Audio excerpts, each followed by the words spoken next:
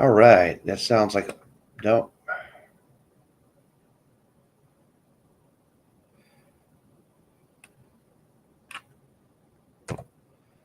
Yep.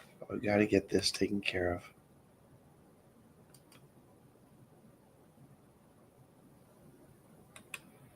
All right. Going to have a little bit of a geopolitical discussion today. How you guys doing? First of all, I'm going to clarify some things here. Okay, first of all, I want to clarify some things here.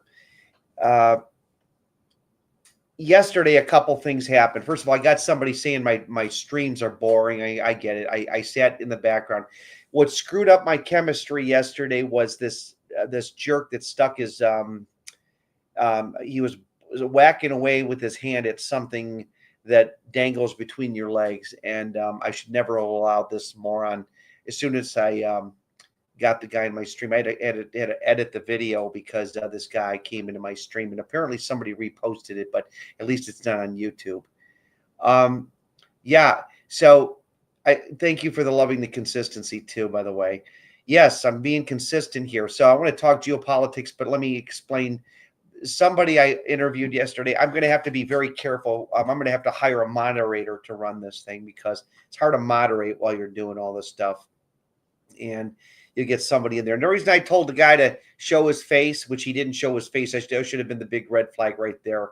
If you don't put your face out there, I can't see who I'm talking to, and I'm not going to dox your face or anything like that. But the problem is a lot of these people that come on here, you got a lot of mentally ill people who are in the manosphere, and they might be so horribly disfigured or something bad.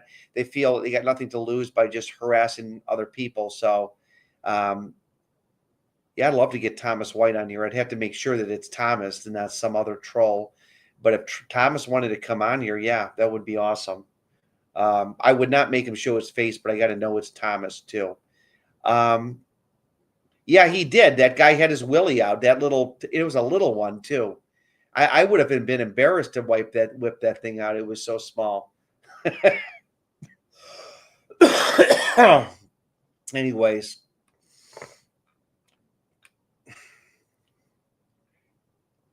You know what amazes me though? He's like, oh, dude, like, yeah, man, like this.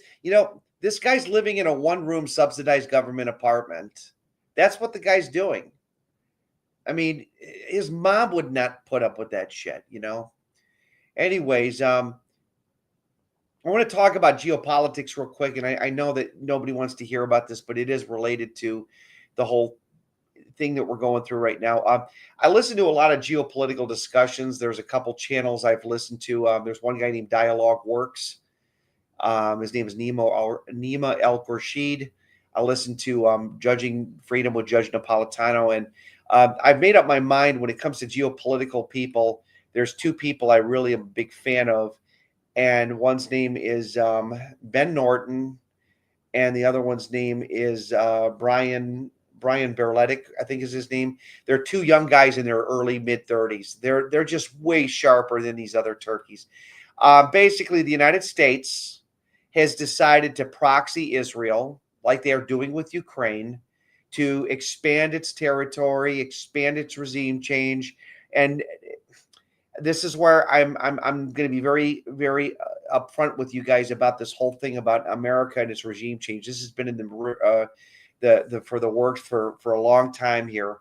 America is not going to be bringing jobs or cutting your taxes. We're going to war again, and it's a real sad state of affairs because America is a dying empire, and like all dying empires, yeah, Judging Freedom with Judge Napolitano. Check out Danny Haifong. Yes, Danny Haifong is another one. Danny Haifong, Hai Fong. Danny Haifong, Judge Napolitano. There's Dialogue Works, and then there's another one. There's a couple of them that I really like. Glenn Deason's another one, but there's a lot of good geopolitical discussions. Scott Ritter's pissing me off. I know he's all over the map. One day I think he's going to get it right this time, guys. Scott Ritter's wrong 90% of the time, but he's going to get it right this time. America's probably going to nuke Iran, and we're going to be in World War III. I want Canadian. You have to be outside these stupid freaking hillbillies that voted for Trump. You all know these dumb Anglo hillbillies of you know what ethnic descent they are, and they voted for Trump, and Trump doesn't like them at all. He doesn't care about them. He doesn't care at all. He doesn't like good old. He's not for the working man. He never has been. He's an egomaniac, and this is the worst president in history. I mean, I'm not kidding you. And I didn't like Biden at all by any means, but this is by far in 5 months, Trump has done more damage than the country than Biden could have done in 4 years. I'm not kidding you when I tell you this. It only took Trump 5 months to screw things up so bad. And Trump is a egomaniac, and he really is. And we got problems in our country. We really do. And I've been following geopolitics for years, and I've listened to all these people that predict, and 90% of the time they're wrong. But this is like that show, Fred Sanford. This is the big one, Louise. I'm coming to join you. I think really this is the downfall right now. America is in some big heap of shit. There's never been a better time to be a TFLer than today. You guys are so lucky you're TFLers. You really are. So anyways, Trump isn't the worst, somebody says. America was an unnatural entity from the beginning, a bunch of rejects and outcasts from other countries. That's true. Judging freedom. Okay, one guy says, Steve is at it again live. And calm down, Steve Hoka. Trump isn't his worst president in history. He's getting there. I am telling you right now, Trump is on the verge of getting us in a war. He promised no wars. He said he was against the war in Iraq. He's controlled by the Israeli lobby, completely bought and controlled by the corporate, the money changers. He's controlled by the weapons industry. The Israeli AIPAC lobby own him lock, stock, and barrel. He's going to do nothing about the torture, slaughter going on in Gaza. I mean, this is bad. If World War III kicks off, I go from neutral about Trump to full anti. Yeah, exactly. I mean, it's really bad. So, this idea that he's arresting people, he's making it a crime to protest anything. I mean, they're arresting lawmakers now. So yeah, this stuff is really, this is just totally uncalled for. But what can you expect? Okay, so I do see myself 21 in the watch list from what I can see. That's awesome. I'm getting a little bit better at this now. This StreamYard. I was gonna tell you guys something. I'll talk politics a little bit here, but before I do that, I know you don't want to hear politics. Okay, so Trump, yeah. So I think you can add stuff into. I think you can add. I'm not sure how to insert videos into this, but I think you have to buy the extended plan if you want to. It says media assets here. Okay, that would be if you want to overlay video clips.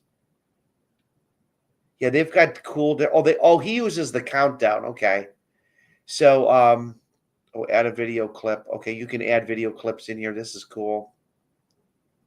That's what he does. He uses the countdown on here. Okay.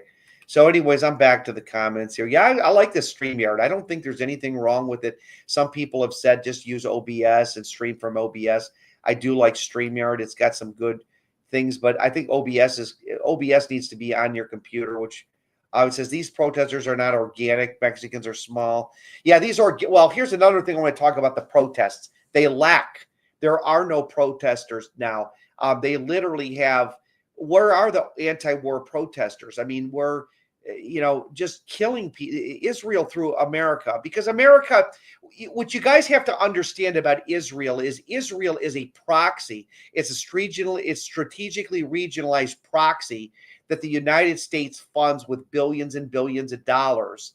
And it's so bad that Netanyahu won't even let his fellow Jews leave Israel. He wants them dead. He wants to have an excuse to blow up Iran. So he's telling American Jews that they can't leave. They can't go out and leave Israel. I mean, go figure. This guy is he leaves Israel. He starts a war and he leaves and goes to Greece. Does that sound like a guy that wants to fight a fight, or does it sound like a guy that just is completely a sociopath? I mean, these leaders, how more disgusting can you get than that? You initiate a war, but you hop on a plane from Tel Aviv and you head to Greece. It's absolutely insanity. Batshit crazy, as we would say on here.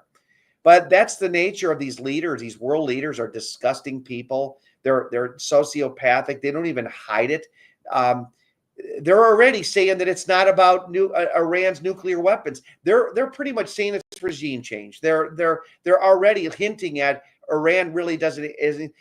Netanyahu has been telling the world that they're going to blow up the world. They're going to blow up the world. Iran's going to have a nuke. They're going to blow up the world. They've been doing this for 20 years. It's the boy who cried wolf times 20. It's absolutely insanity. And I in my 54 years of living, I'm not allowed to have an opinion of what kind of, pardon my language, bullshit I've seen. Absolute insanity. I'm going to read some of the chat here. RN is a total mask off movement for Israel and what is it, RN? Tough call tonight. Whoever stream at the same time. Wow, who else is Hormax? I don't know who that is. But I might go off. I just got really had to get this off my mind. I'll tell you, this probably will bore people. The geopolitical discussions are no fun. I get it. It's no fun hearing somebody rant about politics. Let's see how many people have entered my chat here. It's 26 now. That's better than before. So anyways, having a good time here.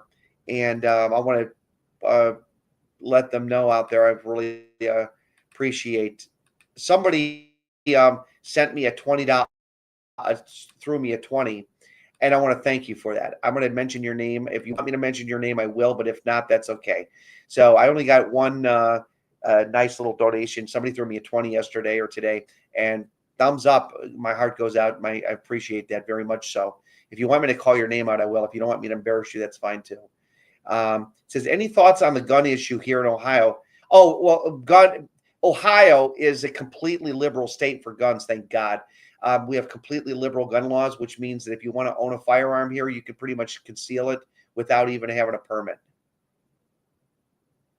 Yeah, one guy says here, he says, Joker says it's no longer just TFL. All these issues are converging on each other. And I got to tell you guys something interesting.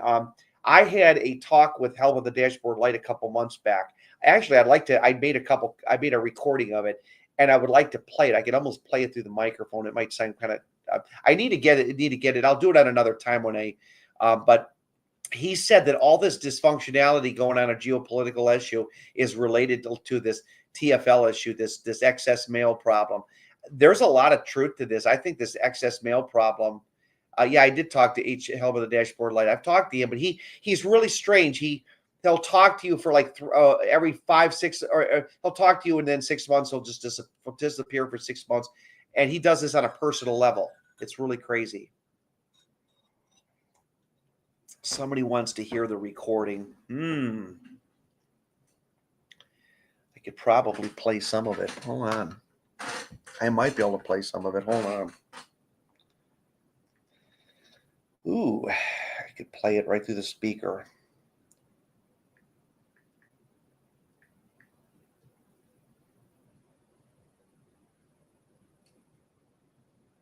Issues involved too, and I says the demographics, in my opinion, precedes everything, because when you're top heavy with males, you can make feminism easier.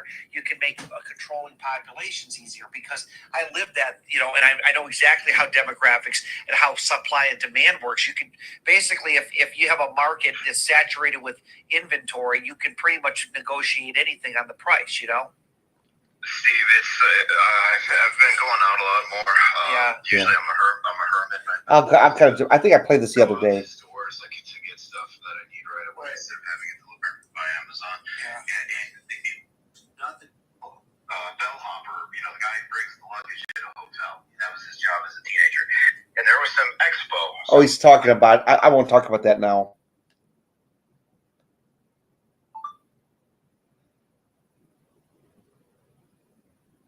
I'm sorry. I don't want to listen to that crap right now. I'm sorry. I got it. Just sounds crappy me playing it through the speaker like this or through the microphone.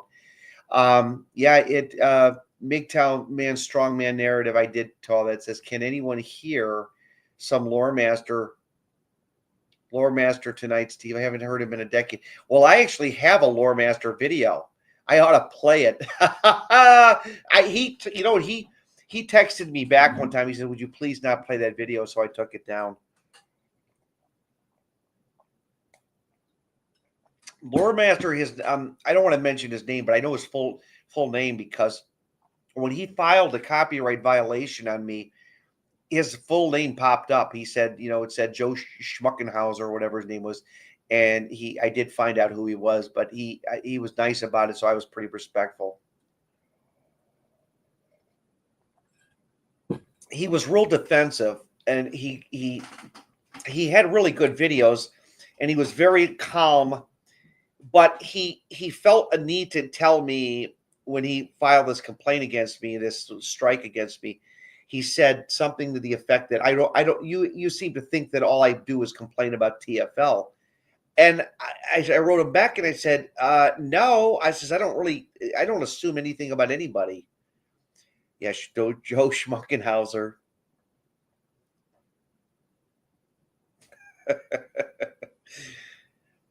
You know what? I think the word schmuck in the Yiddish word, it means like penis.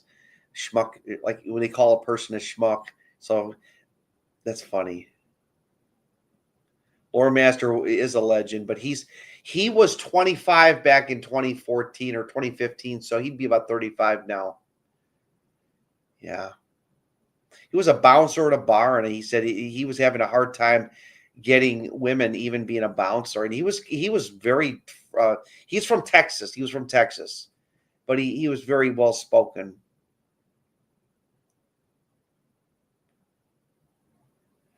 Yeah, MGTOW strongman narrative. But anyways, so this geopolitical stuff, I'll just kind of get back into it real quick. It just kind of gets depressing because it's like we're at it all over again. Trump is a liar. He is pathological. He's all over the map. He can't make nothing. There is nothing that's consistent with him other than his inconsistency. That's about the only thing consistent with Trump is his inconsistency. And you elect a charlatan, a convict, and a charlatan be your president. What could possibly go wrong with that? Right. I have a interesting story to tell. Donald Trump. Okay, there was a family. I know a guy that does contracting work in the city of Cleveland, and he told me an interesting story about Donald Trump. And this is a true story. Apparently, he did mechanical work for this family called the Ratners. They own Forest City Enterprises. And he did it actually because it was a special event. Donald Trump's company was the one who held the special event at this hotel in Cleveland. So the bill had to go to Donald Trump's place, Trump Tower. So my buddy sent the bill to them, and they never responded. And apparently he got a bum number. And so Donald Trump was the one who had to pay this $2,400 bill. And my buddy friend of mine, he's an older gentleman now. He tried to bill. He went through the entire directory, I think, at Trump Towers, and he finally got through to somebody in the billing department. And they said, "How did you get this number?" He said, "Well, I just know I got to this number." He goes, "Well, the guy told him this. This is Trump's people telling how Trump deals with things." He says, "We only pay 50 cents on the dollar. Basically, we only pay half. And if you think you can get it all, then what you're going to need to do is file a report, or not file a report, but go ahead and sue us or take us to court, which will cost you more money. So you'll have to decide if that's what you want." And I guess he was so disgusted with it, he just never called him back. So he basically lost $2,400 for nothing because that's how Trump deals with his creditors. He doesn't pay them. He's a slime. And this guy told me about this. He said he'd pay him 50 cents on the dollar. And he said, like I said, Trump was telling him that, or his guys were telling him. So he just said, and he told me why he wasn't voting for Trump. But everybody kind of knows this about Trump. Trump's not a nice guy. He's a horrible leader. He doesn't have everybody knows what he is. And he's clearly, his ego is so big that he will never admit he's wrong anyway. So he got very rich. And another thing is that people don't know about Trump is he's not that intelligent. But because he can convey it through intimidation, he looks tough. He looks, boy, he must be intelligent because he's strong and he can, you're fired. You've seen the show The Apprentice where he says you're fired. That's how he operates. Very, very ruthless. And of course, he doesn't fight his battles. He's got his bodyguards to do it for him when he's on that Apprentice show. I'm sure he's got big guys to handle those people. Trump has always been a real estate. Yeah, he's a shyster. And my buddy that did the work for him or for his company, they told him basically that we're not going to pay you what you asked for. And that's standard practice with Donald Trump. That's standard practice. That's not something that he was just, that's an isolated case. No, he told me that was standard of how he deals with his creditor. So it's pretty bad. And so anyways, he did that special work and he said it gave him a very bad feeling about Trump. And it made sense to me. I believe every bit of it too. Also, the bum number was another thing. He would have never been able to contact anyone. I don't think he ever settled anything. I said, well, did you call him back and at least talk to this, get it settled for the 50 cents on the dollar? And he said no. So he kind of took a loss on that. Trump admitted that he's never been in a fist fight before. Yeah, because he's got his goons. Well, now he's got the Secret Service to do it. But before that, he has his goons to do it for him. He really is. He's so stupid. He didn't even know how many people, like, you think a guy like him would have an idea of how many millions died in World War II, like in the Russians, or how many people died. Like, he has no knowledge of anything. He's very limited in scope and knowledge on just basic Russian history. I mean, if you're going to be the president of the United States, you got to at least take a crash course in Russian history. The man doesn't know anything. He doesn't know a darn thing. He doesn't. And so now we got him. He's going to egg on a war. We're going to be going to war. And I believe America is going to probably nuke Iran. And it's going to be the saddest day. It's going to be bad. What I'm really upset with is Russia and China have not gotten involved. There's no real opposition. The world is basically, I got to get the impression too. I'm starting to believe this, and it's sad that Putin, in my opinion, I don't think Putin is very tough. I don't think Russia is that strong other than their missiles. They really don't have an army that can stop the Ukrainians at any major level. I mean, you hear that they're slaughtering them, but they just keep coming back. So I don't know what's going on with. I hear Larry Johnson on saying, oh, they're slaughtering, or this guy Douglas McGregor, Colonel Douglas McGregor says, oh, there's 10-1 kill with the Russians are killing 10 Ukrainians for every one Russian. I don't believe that. I don't believe it. I think that this is becoming a stalemate, and it's making the United States look good. The United States is going to continue to fund this war. It says Russia relies on intimidation and mastery. Putin is a moderate compared to his cabinet. Yes, absolutely. His cabinet. If Putin is assassinated, you better fear. I really think that the nukes would go flying if it wasn't for Putin. Putin's the only one keeping the nukes from flying. China wants us as overextended as possible, financially and militarily. I hope we do get extended. This country needs to stop doing this. We the people own this country, not a bunch of oligarchs. I'm really tired of this. Ripping off big finance creditors is one thing, but ripping off blue-collar workers, tradesmen is very scummy and unethical. And that's how he operates. So this guy is blue-collar. He was a union guy, and he's a pipe fitter. And he told me what he had done. He owned his own business. He said, yeah, I did all this work for Donald Trump. The Ratners sent the bill to told me to refer, because the Ratners that owned Forest City Enterprises said this was a special event, and it had to be billed to Trump Towers. And Trump Towers was the one that had this event there at downtown Cleveland somewhere. And so, yeah, like he never got his money from them. And they basically told him, you're out of that was many years ago, probably 20 something years ago or more. But oh my God, please don't say Trump 2028. Well, yeah, he probably will. He'll pull a Zelensky. He'll declare himself dictator. I cover my eyes and hope we aren't deleted from what we are seeing abroad and domestically. We have no power or understanding to handle this. Yeah, Lone Hiker says that. Yep. I don't know where it's going right now, but I'd like to get a geopolitical discussion going here. But I don't want, if I invite somebody in here, I don't know if anybody really wants to come in here.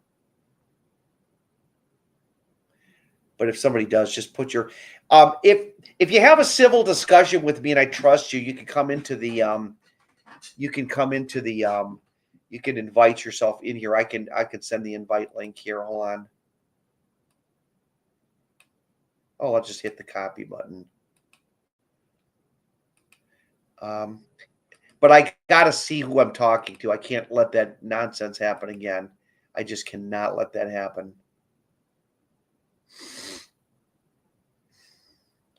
But anyways, yeah, I'm having a good time keeping consistency here. I want to do this consistently every day. I can talk to you guys and keep a consistent stream going here. And I do like this format here. I like the StreamYard. I like where it's going.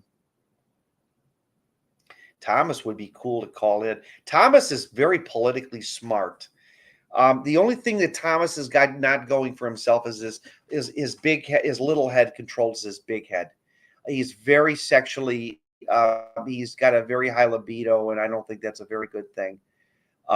Thomas, it would be cool to get Thomas in here, but I got to kind of know it's Thomas. I can't let somebody come in here and then I got to boot him real quick, you know. Yeah, I don't think Thomas is coming. Thomas got a strike, and that means that he is not going to be able to live stream. Yeah. He is, but I don't like his kind of sarcasm. Like he asks a question that he knows the answer to all the time. Steve, do you know Western Klein and Collective Dismal? That would be cool to have them. You got to be careful with this. These guys are talking about white nationalism. You got to be careful how this stuff is. This stuff gets booted, man. I mean, I'm not against people talking about it, but you got to be careful because I don't know. Apparently, you can say the wrong thing and get booted on here, and it's really bad. And I'm not into that whole thing, but I guess that's what happened on Thomas's channel. Warren, that guy was actually quite intelligent, Warren. He was a very smart guy. He was irritating, but if you could take, here's how I dealt with Warren. Don't judge him by the anger that he has and the shaming tactics and the way he talks. Judge the guy by his content, and you'll realize that most of what he said was spot on. I would love to live stream with Held by the Dashboard Light, but I don't know if he's going to come in here. I could go to him. If he gets in the stream here, I got his email address. I'll just send him the link right to his he could go, it'll go right. I'd send it right to him, you know. But anyways. The problem with white nationalism is that it seems to attract the dregs of society.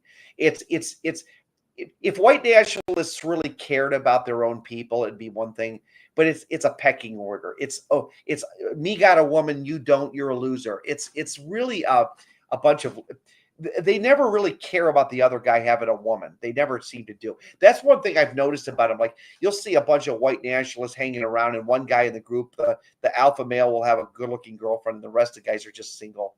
You can't operate. You can't have a sausage fest like that. You want to talk about a sausage fest?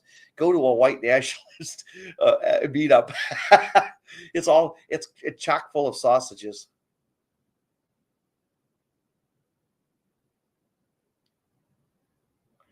Somebody said that white nationalist Thomas used to have. Oh, that guy that what's his name? Yeah, that one guy he had on his show. That guy does not strike me as a very intelligent. Well, he's intelligent, but he doesn't understand the ratio. Kessler was his name. Kessler was his last name. Kessler. The problem I had with Kessler, I heard him. Thomas Thomas White gets the whole demographics. He totally gets the demographics, and he says, "Do you think there's too many swinging dicks?" and Kessler goes, "Oh, I don't know about that. I don't know about that."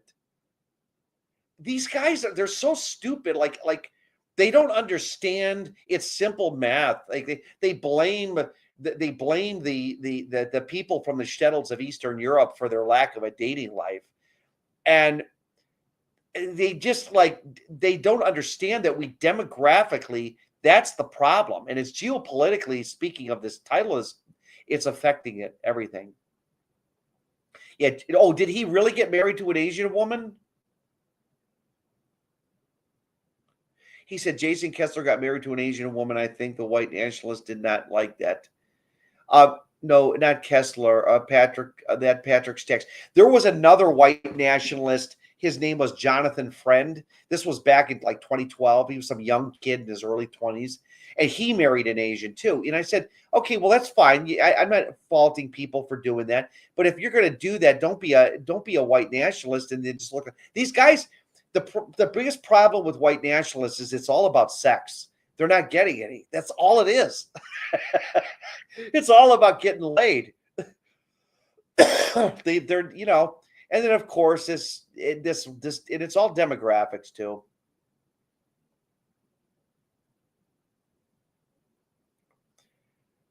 Even they said that about Timothy McVeigh. They said he looked sexually frustrated. Of course, that was a shaming tactic, but I mean, it is. It's what it is. If these guys could find a woman, they would be a little more. Now they might be a little more radical if they had a daughter, they were protective or whatever. But the vast majority of the white nationalists, they're just pussy beggars.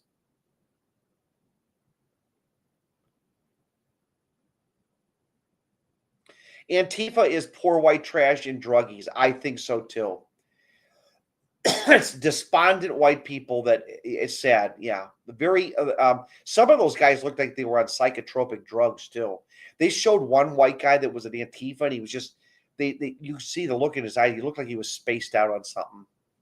It was really scary.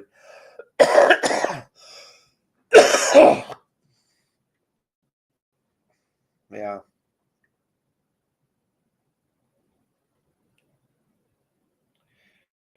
But anyways, we're talking geopolitics. I don't want to get into white bunch of nonsense.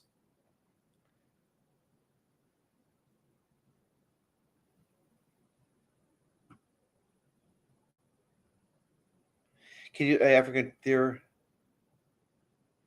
Can you talk about the African takeover theory you have, Steve? What African takeover? Okay, I what I said about Africa the other time is how would the African people ever be able to prove themselves when when white uh, imperialists own their country? I mean, you can't even make an argument there. Okay, and it's really I hate to say this, but the white imperial you have to differentiate white nationalism from white imperialism. White imperialism's a real deal. It is a sick hegemonic idea that we're going to take over the world. It's really bad. I have not talked to Bill Greathouse. I've only texted him through here. What is a wignat? Somebody put wignat. What is that? I've heard that term. Yeah.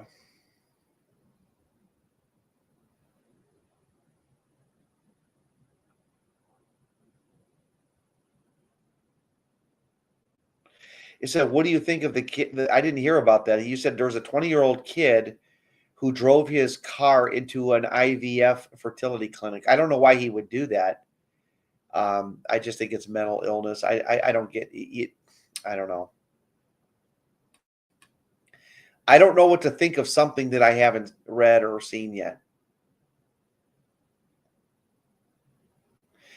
Yeah, it's clearly obvious. I'm just looking at all the highlights. It looks like it's clearly obvious we're going to war in Iran. America, there's not a war that Trump's seen or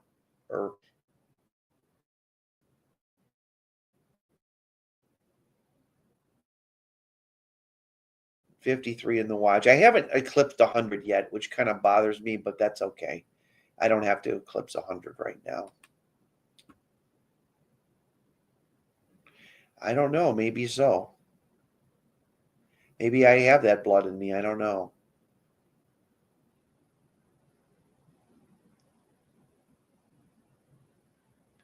Anything's possible. I could be.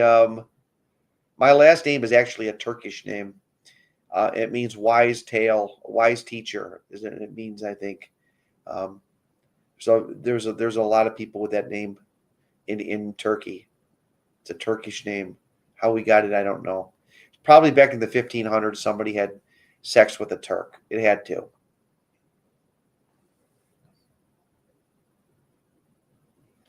Yeah, white people, the elite white people don't care. I mean, it's every. We live in a world where it's every man for himself. I think, kind of, sort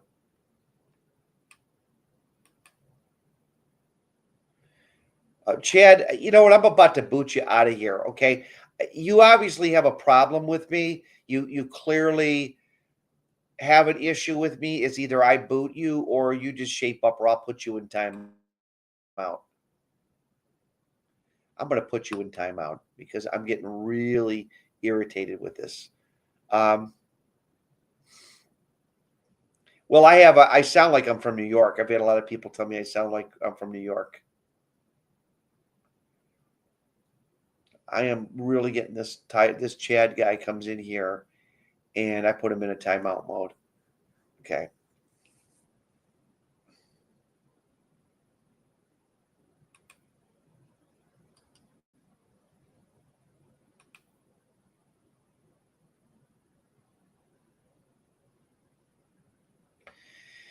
Anyways, I will put the I don't know if anybody's coming in here. I don't. That's okay if you don't come in here. I'm going to cut this short probably real soon, so I'm going to grab something to eat. Hey, I'm not drinking beer anymore. I haven't had a beer in several weeks now. Yeah, I'm completely cleaned up with that stuff. That stuff is bad. It's man, you don't want to be drinking it. I'm not a daytime drinker, but man, I'll tell you that beer puts weight on you.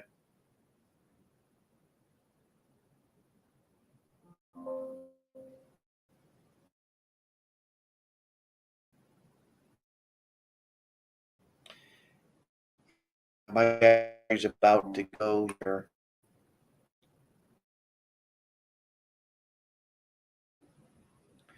Anyways, I only got how much percentage? I got 10 minutes left, guys. I'm at 10% in around 10 minutes, so I'm gonna get out of here. Okay, I got a guy in here. Oh, he wants to come in. Hold on. Let me let him in. Looks like he wants to come in. Steve, can you hear me? Oh, I hear you loud and clear, Harden. How you doing, bro? I'm doing good. Where are you from?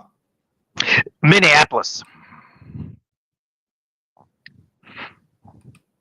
Hold on, let me boot out of here. Go ahead. What's going on? Oh, well. Got a copy on me? Yeah. Can you hear me?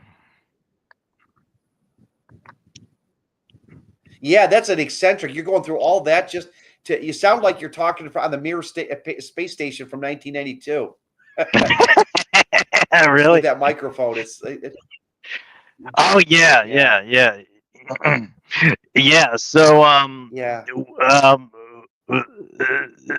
So regarding Iran. What's that? Yeah, what about Iran? Well, it's hegemony of power. The United States loves to start shit people. They love physical violence. It always is. That's the way it is. Like a physically people. You know, whether or not America chooses to get involved in that war, I think is a whole separate issue. Yeah, I said whether or not America chooses to get involved in that war, I think is a whole separate issue. But my issue is with how these fucking bleeding heart white leftists are constantly attacking Israel, and trying Yeah. to hold Israel to an impossible standard. Because if you compare how Israel has been responding to the endless attacks Okay, from it's Gaza. not an impossible standard. It's not genocide. What's that? Wait, hold on. I don't know what's going on here. Okay, what's going on here? Go ahead. You say the liberals are keeping them at a hard standard. It's hard for them to. Go ahead. Yeah, I'm saying the bleeding heart white leftists of the West are applying a double standard to Israel, and they're really trying to hold Israel to an impossible standard. Because if you compare how Israel, I yeah, if you yeah. compare how Israel I'm responds. thinking on your end, you have connection. I really do. I don't know if you can hear me. There's something you're walking around. There's something crazy going on it. And unless sometimes I'm getting electronic interference for harassment from something else, I don't know. No, the connection I don't is know if you good can on hear me. my end. I'll it is okay. So I am going to hook up this battery real quick. Give me 1 second here. I've got to hook up this bat. I'll get out of here real quick and just stay in the stream there.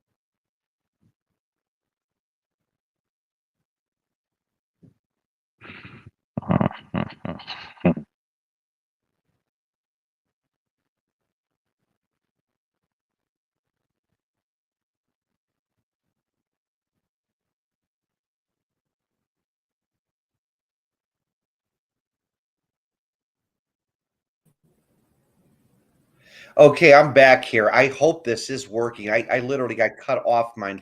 Are you there now? Yeah, yeah, I'm here.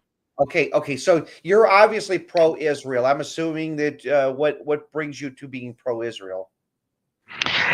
Um, well, besides being a Jewish guy myself, Okay. but besides just that, Yeah. I am very much disgusted with these bleeding heart white leftists in the West and Right. how they are constantly attacking Israel, holding Israel to an extreme double standard. In fact, it seems like the UN. Because let's face it, the UN for the most part is controlled by bleeding heart white leftists from Europe and Canada and America, and they seem like they're trying to hold Israel to an impossible standard. An impossible standard.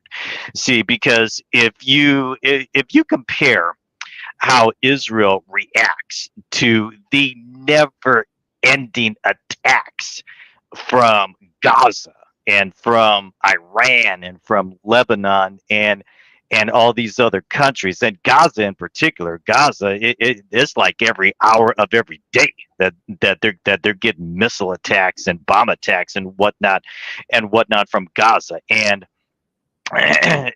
and if you look at how Israel it consistently responds, Israel is actually extremely tame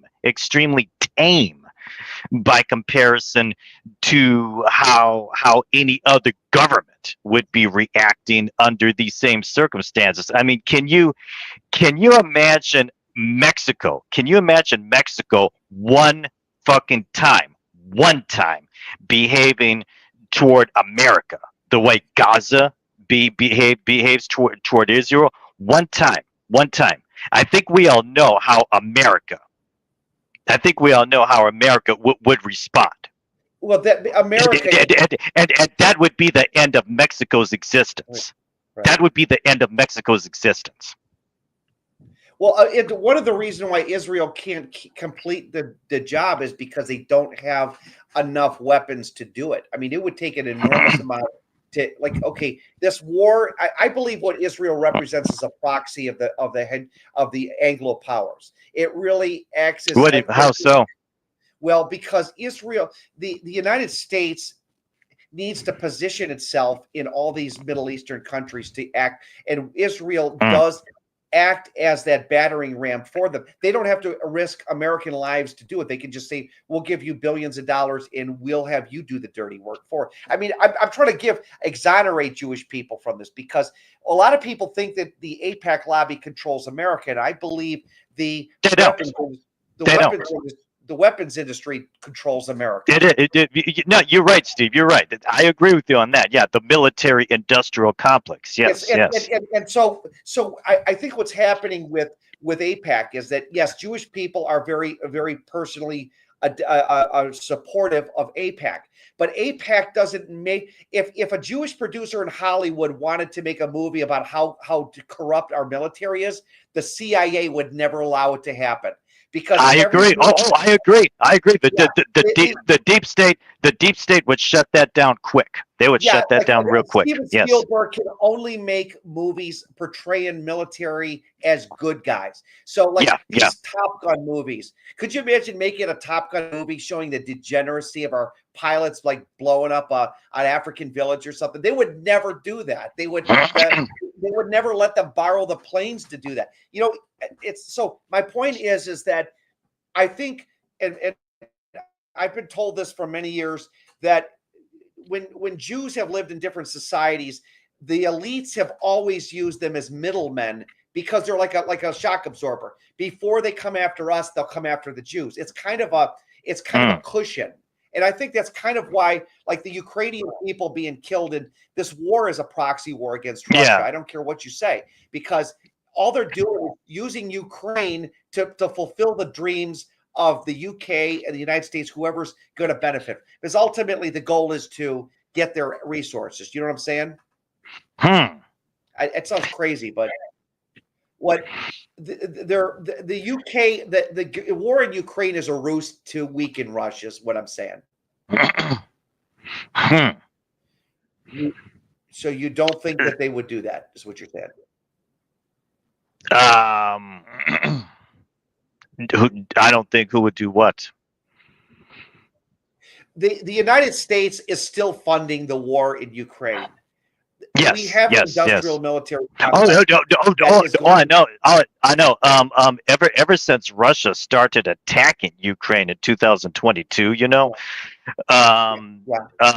Congress on average about once a month has been passing giant spending bills to give aid to Ukraine. Huge spending bills. Right. And what I think is ultimately the real thing is okay. How do you feel that Netanyahu? Why did he leave the country? If he loves the Jewish people in Israel, he before they did the attack on Iran last week on Friday the 13th, he leaves the country. Now he's telling American Jews you can't leave Israel. Does this sound like a leader that cares about his people? I didn't know. I didn't know that Netanyahu left Israel last week. He did. Yes, he went to Greece. He left the day before. Why Greece? Why Greece? I don't know why Greece, but also he went to Greece and he was in a bunker. He must have been in a bunker because he was streaming on a webcam. Like he wasn't doing it on talking on a normal satellite feed. It was like a webcam. And somebody was laughing about it. Really? Yes. Wow. Yeah. So Netanyahu's he's not in Israel, and then Jewish Americans are trying to leave, and they're telling them, they're saying that the fight is they want Netanyahu wants to see more Israeli deaths, so we get America. Especially, okay. Here's the thing: they're saying Jewish Americans are still Americans. So if they're in Israel and they get killed, then now there's the provocation to go for America to get involved with the war. This is very cynical. Netanyahu's not a good guy. When I look at this guy, he doesn't care. He doesn't seem to really give a crap about this, you know? Steve, it's difficult. Steve, could you adjust the microphone settings on your end because I'm having difficulty hearing you? Okay, I can try to. Yeah. Let me see. Am I sounding normal on my end? Are you hearing me clear? Oh, wait, hold on. Let me see if I can edit microphone settings. Hold on. Automatic adjust. Hold on. I might just turn up the volume higher. Hello, can you hear me better? Hello? A little better.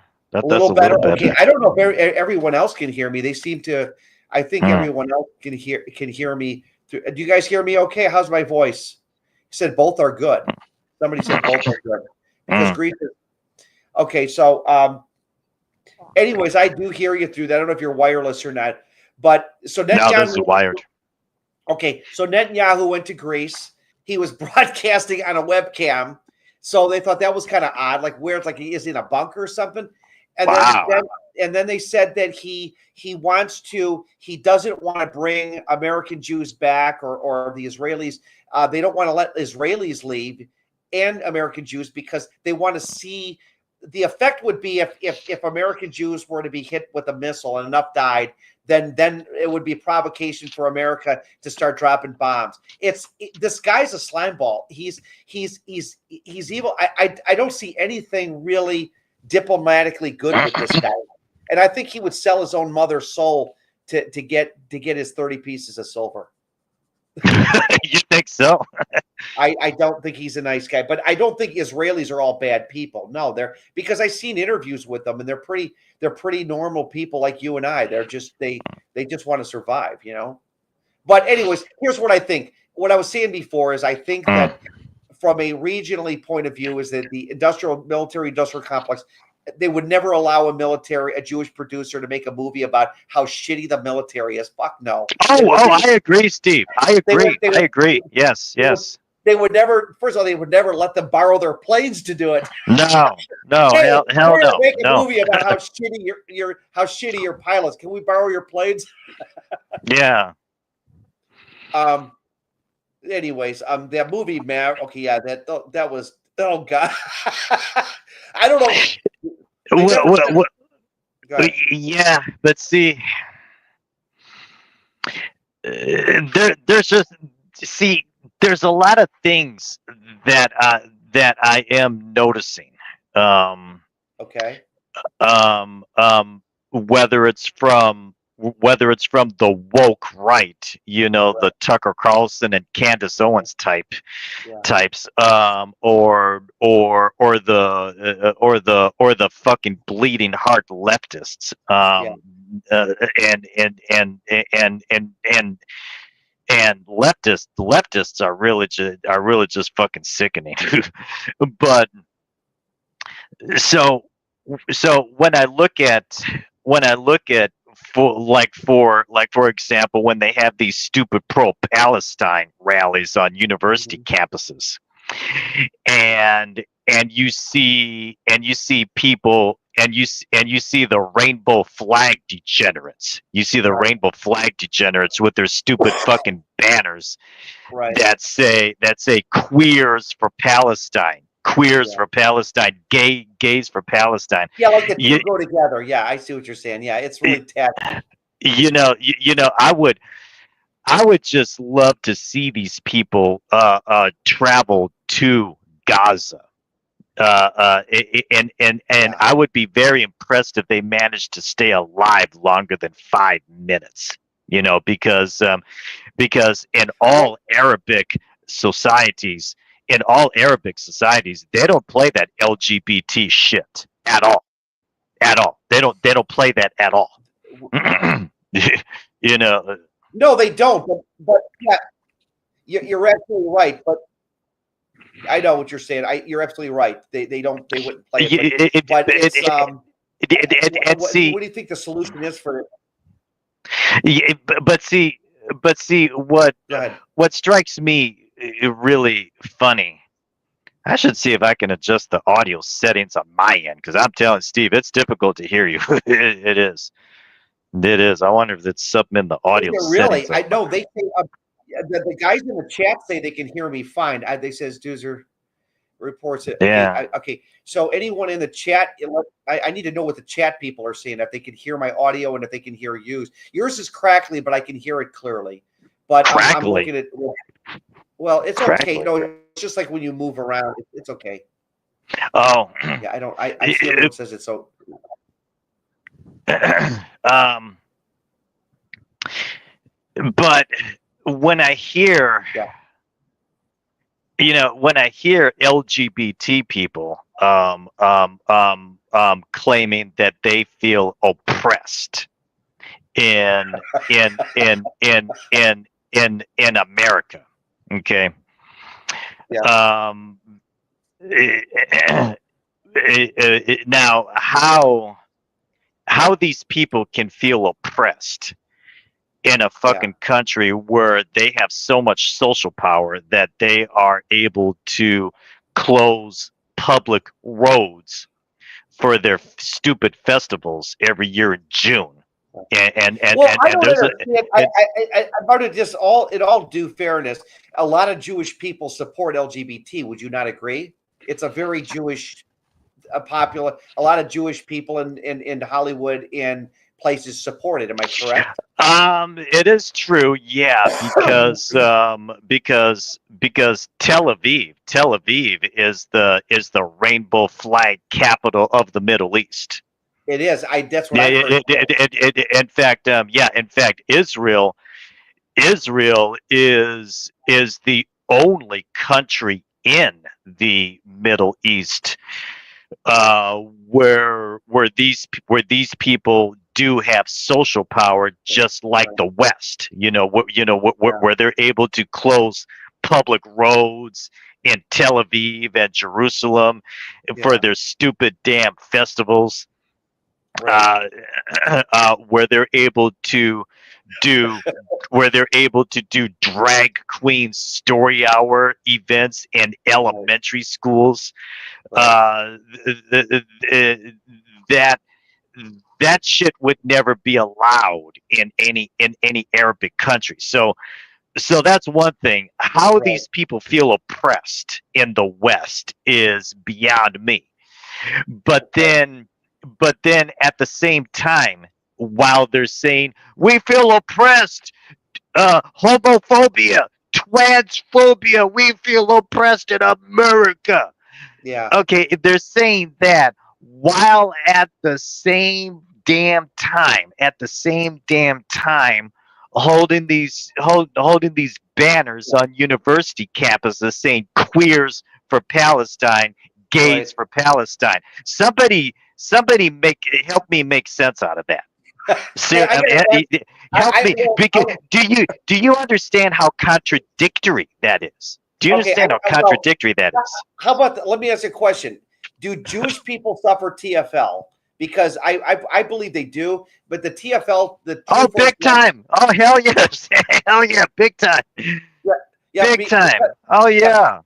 So Oh what? yeah! Oh yeah! There's actually quite a number of Jewish men, not only from America but also from Israel, Yeah, from right, Israel, right. who So who are joining the passport community. Steve, are you familiar with the passport community? no passport. Tell me about it. Oh, you're not familiar with the passport community? Yeah, No. yeah, yeah, it's well, the passport community is nothing new. The name, the current name for it is new. Mhm. But it's just a movement of guys from the West, from Israel, and from East Asia, and from East Asia. So all of the advanced countries, um, um, who for various reasons, like you've talked about, like Hell by the Dashboard Light has talked about, Yeah, who are not having success with women in their home yeah, countries, so they're traveling to third world countries to yeah. find a wife, to have Yeah. children with. That's what they're doing. They're traveling to third world countries. Some are going to the Philippines, some are going to Thailand, some are going to Colombia, some Dominican Republic, some Brazil, some are going to Russia, some are going to Slovakia, some are going to Lithuania and other places in Eastern Europe. Yeah, Some are going to East Africa. Some are going to East Africa to yeah. places Some people, like Kenya, yeah, yeah. Uganda, Tanzania, and other places. And those Zimbabwe. women love you. They'll definitely let you have kids with them. You know. Where But East. why do you did okay? So here's my theory here. You can go along with it or don't. I believe that single men outnumber single women in this country probably 4 or 5 to 1. I don't think it's just 1.5 to 1. I think this ratio is so out of balance. It's way. We've had unlimited male immigration from the border. We've had from third from world. from the third world countries too, Yes, from and third world unlimited countries. H-1B1 visas, especially into Canada. It's all dudes coming from East India, like India. Then you've It got is. the baby boomers are still dipping into this younger pool, not maybe young pool, but like a 65-year-old guy can still find a 40-year-old girlfriend if he's got a nice bank account. These guys are there's so much. That's not entirely true, Steve, because Al Pacino just last year became a new father at age 83, With what? and Oh his my God. and his girlfriend is 29. Yeah, so here's my point. The men are able to double, triple dip into this, the boomers especially. So what I'm seeing I'm, I'm, happening I'm, right I'm now, I'm proud of Al Pacino, by the way. I'm proud of him for that. why? You would do the same thing, is what you're saying, right? Hell yeah, Yeah. yeah, hell Well, yes. but here's the problem. The repercussions are is you're a Jewish guy that's in voluntarily lonely now, and you have no choice because guys can hog all the women. I mean, that's what's happening. So you got all these excess men in this country. This excess male problem, it's not social engineering as much as it's an excess male problem. Men don't have any value because you have all these excess penises out there. Hmm. Every woman with tattoos that's 50 pounds overweight has a boyfriend. I mean, I'm not kidding you. Everyone is either taken or they're off the market because they don't need a man. It's crazy. Hmm. And I think this excess male problem is around the world in the white countries. I think Israel probably has more excess dudes too. I really do. I don't. Israel does. Yeah. Israel does. Yeah. So, Yeah. so if you're a Jewish guy, say, "Oh, I'm going to find a Jewish girl overseas," or in Israel. I don't think that's going to happen like you want it to. Like Well, not only that, Steve, but another problem in Israel is because see, Israel is not part of the West. It's not a Western country, but it is very much a Westernized country. It's a right. very Westernized country, you know. So Yeah. so one example of what I mean by that is women in Israel behave just like women in the West. They have the same Oh, kind of they do. Yeah. mindset. They have the Yeah. same mindset as women Yeah. in the West. That's Yeah. reality. Yeah, I saw That this video. I saw this video about 10 years ago, and this Jewish cab driver was lamenting, and he says, "Well, I hate picking every time I pick these girls up, they're with some Arab guy, and they just don't want to date Mhm. guys like me." And yeah, I think that these women can pretty much just pick they have their pick of the litter there too. Oh I, yeah. I yeah. So I don't think that would solve your incel or your TFL problem. Women have more options than they are worthy of. Yes. They This do. They have yeah. more options than they're fucking worthy of. Yeah, and I swear to God, I mean, if there was one thing I would boycott the IDF, I'd say, look, I'm just going to be another scrotal sack that you want to get killed. You know, it's kind of like really sad that okay, we're living this life of true forced loneliness, and people don't know how severe this problem is. They think, oh, I saw a guy holding hands with a girl at the local county fair. That proves that there's tons of single or married people. You're seeing the creme de la creme of people people that have a significant other are going to be out in public holding hands. They're not going to be at home alone. So most single men just stay home. That's why you don't see them out in public. And I think that's the reason, like Mhm. when you go out, like if you go out to like a local county fair or a rib burn off or something, you'll see all these couples with kids because that's where they go. But that's not the majority of men and women. The most guys are Yeah. I think 75% of men out there are choking their chicken when they have to. Yeah. Well, so the reason the reason why you are seeing the exponential growth that you're seeing in the passport community, you know, Yeah. is is because like I said, the passport community is nothing new. It's nothing new. I mean, I But mean, you're I right. mean, because you can go all the way back to like World War II, for example. You know, Yeah.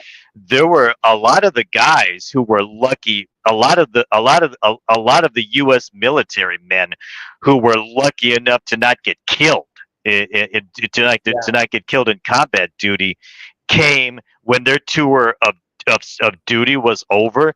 They came back to America with Japanese wives. Yes, Yes. Japanese wives. Yeah. There was one where the guys came back with Australian wives. They were American GIs that were stationed in Australia, and they had 4 white women from Australia. Hilarious. No, Australia, Yeah. really, yeah, yeah. Yeah. So, but the reason why the passport community has been growing Yeah. is because not because Western women have always been the best women for wife and mother material. Right. They really haven't. They really No. haven't, and Jewish women as well. But in modern time, because of women having too many fucking rights, because women really should have zero rights. The biggest mistake that men of the West made was giving women rights. Biggest mistake, hands down. Okay, but how would your Jewish mother feel if she heard you say that? She'd probably slap you, right? I don't care. Yeah, okay. Because the Jewish people tend to be much more liberal, so would you not say that they would disagree? Oh no, Hasidic Jews are not. So you'd be talking to somebody that would. You're saying that you don't think that women should have rights, but I think the demographics are what are still causing this problem, in my opinion. Yeah. If you had 3 women to 1 man, they could have all the rights in the world. You'd still have your access to as much punani as you want. Well, but the point being is, Yeah. due to the fact that in third world countries, you can still find submissive and feminine women. You know, Yes. so you can go to someplace like say Uganda, Yeah. for example, or Right. or Peru, or Slovakia, or the Philippines, or Vietnam, and you can still find feminine women, women that make good wife and mother material. And so that's and with your Western money, with your Western currency, whether it's US dollar or Germany's Deutschmarks, whatever, Yeah. with your Western currency, you can get those women affordably. You can get them affordably, and that's what's driving the growth of the movement. You know, because because see, let me interject here a second. Here's the problem with that, though. The government's going to crack down on this. You know they're going to have to, because the feminists aren't going to like this. They've already cracked down on it. It's called IMBRA, the International Marriage Brokerage Agency Act. They make it that if you have any small crime against you, let's say you slapped a woman, you cannot apply necessarily for her to come here, because it's crazy. They're making these laws and set purposely like this so that guys can't bring women over here. So regarding that, Steve, that's really not the issue that you believe it is for the passport community, and here's why: because they don't plan on bringing them over here. Yeah, they don't. No. Yeah, for sure. Yeah, for sure. Yeah. Well, then the next thing on the list will be small infractions. Like they said that if you owe, I think they passed a bill. If you owe the Internal Revenue Service like like 50,000 or something, they could keep you from traveling. It's crazy. It's like, or leaving the state or leaving the country. There's all kinds of weird stipulations going on today. And so anything. Well, I know. Well, I know if you owe child support, support above, I think it's $2,500 or something like that, then they can suspend your passport. They can. And then you're basically a slave. Then you might as well live in your car and be a hobo on the road. They can take your car away too. That's another thing, that if you're behind on. You could be literally homebodied. That'd be awful. Yeah. But what you will notice if you start following guys in the passport community on YouTube, and there's plenty of them. There's plenty of them on YouTube. Yeah.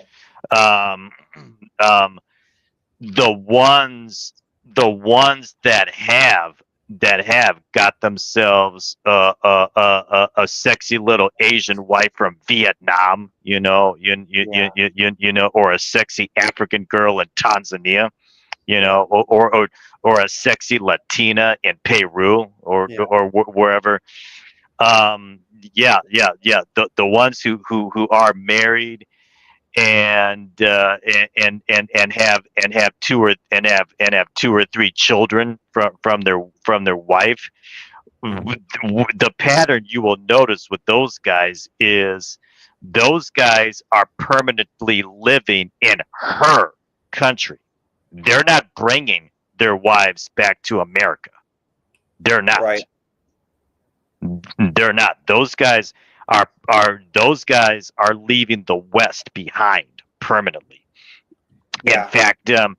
In fact, if you listen to the advice that those guys give their followers, they strongly advise Not to bring her back. their followers to never bring a wife from a third world country back to the West. Yeah.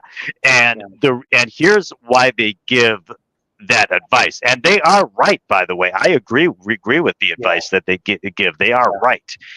Because the thing is, if you get yourself a wife in say Thailand, for example, and you bring her to America, there's a very high risk of her changing up on you. When you get her to America, there's a high risk of her changing up on you. Because she could easily meet another man who's more handsome than you, or who's got more money than you. She could meet a rich fuck, And here's the thing. She doesn't have to be a skinny mini. She could weigh 50 pounds overweight and still get a man. Yeah, you're right. No, but here's the thing, Steve. Here's the thing. A woman from say Vietnam, a woman from Vietnam or Colombia or Tanzania or the Czech Republic or Lithuania or someplace like that. Those women are on average very fit, much fitter than your average American woman. Right. So those women have an even greater advantage when they come to America in the sexual marketplace. They have an even greater advantage than your average American woman that's 50 pounds, 60 pounds, 70 pounds overweight. They do. They do. That's just reality. That's just reality. You bring the average woman from any of those countries to America, and just watch how, when you're out in public with her, how other men are gawking at your woman. They're gawking at her. Oh yeah. Okay. So wait a second. You're saying that if the girl's super good looking, or let's say she's 45 and she's a little chunky, you think guys will still gawk at her?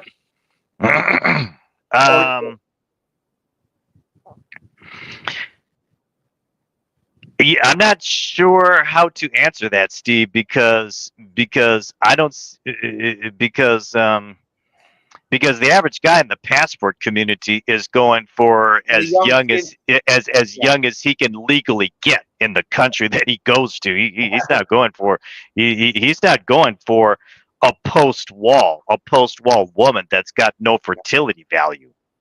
Because when you're talking a woman in her 40s, you're talking about a post-wall woman that's close to menopause. I see what you're saying. Yeah, it makes sense. I can assure you, nobody in his right mind is going 12, 13, 14 time zones away from America for a post-wall woman. A post-wall woman? No, hell no. Well, I think that's wrong to say that, because there's a lot of lovely ladies that are not necessarily young. You can't hold that against them. I mean, I don't agree that every guy these passport bros, if they're just looking for young women, I think that you have to be somewhat. I guess it's all depends what your preference is, Well, these guys are looking for women with fertility value. These guys want to have families. Right. Oh, I see what you're saying. Yeah, that makes sense. Yeah. and a post-wall woman. You know what the term post-wall means? You know No, what post-wall means? no, what does it mean? Oh, you've never heard the term before. Oh, Yeah, okay. a post-wall. So you know what the wall is? The The wall wall is is when they hit the point where they can't. I don't agree with it because I think the wall does never exist, but it's the point at where a woman supposedly cannot get any attention from men. But that doesn't happen in America. All women no, do. no, no, no, no, no, Steve. That's different. That's different. No, no, no, no. No. So the wall is age 35. That's the wall. Oh, oh, When we talk about a woman that's hit the wall, we're talking about a woman that's age 35 and above. The and wall has they have unlimited options still. They have 35-year-old women can get pretty much any man they want. That's absolutely insane. You're going to tell me a decent looking 35-year-old woman can still have a 28-year-old boyfriend. I see it all the time. I Does agree. anybody in the chat agree with what I just wanted to get the chat because I don't see these women. Even when I was in my 40s, I'm 54 now. I didn't have women hitting on me. I didn't have like 45-year-old women coming up and flirting with me. It was I don't necessarily agree with that. I mean, it seems like it seems basically what you're saying is that women hit the wall, and I don't believe they ever hit the wall. So yeah, Steve, women do hit the wall from a biological standpoint. I'm not disputing that there are women that you can find above 35 that are still sexy, that are still Right. sexy looking women. I'm not disputing that. Yeah, and of course those guys will get those guys will get men courting them because there's plenty of men in this feminist shithole that are desperate for female companionship because they've been brainwashed by Disney. They've been brainwashed by Disney. uh, so I'm not disputing that. No. So the term "the wall" refers to a woman's biology. It has Okay. nothing to do with how attractive she might or might not be at age Okay, I 40. see what you're saying. Okay. At age 41. It has nothing to do with that. It's strictly Yeah. about biology. It's strictly Right. about biology. And so when we're talking about a post-wall woman, right? When we're talking about a post-wall woman, we're talking about a woman that's close to menopause. That's close to fucking menopause. Okay. That's what we're talking about. We're talking about a woman that's close to menopause. Okay, I understand that, but the term "the wall" was never used strictly for menopause. They were saying that a lot of guys that were sexually frustrated, like back in like 2013, would be like, "Well, when women hit the wall, then they'll want us." Meaning there'll be women that are like attracted to us physically. But when it comes to a sexual standpoint, a 45-year-old woman may not be able to have kids, but she still has sexual market value, is what I'm saying. She does. She can get laid anytime she wants to by good-looking guys, mind you.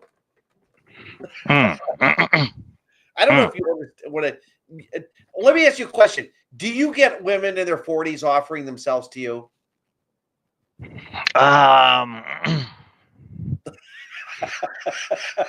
No. No. You don't. Okay. No. But if they were, I would. Okay. I'll take some sex. But that's Right.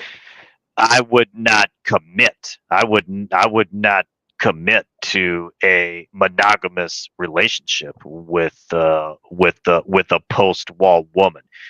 A woman like that is good Yeah, for but you recreation. don't have. But Harden, you don't have any options. You're like most men.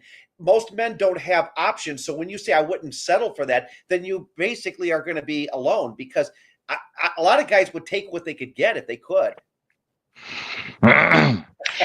Oh, I get your point, Steve. Yeah, I do get your point. See. I'm sorry, because like just because the woman can't have kids, these women don't care. They have so many scrotal sac options. It's not funny. Their penises in this country are a dime a dozen. You can't even get rid of them.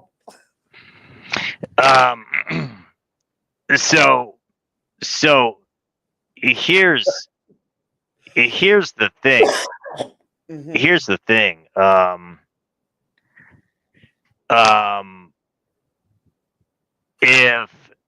If I'm just seeking a woman for recreational use, for recreational use, then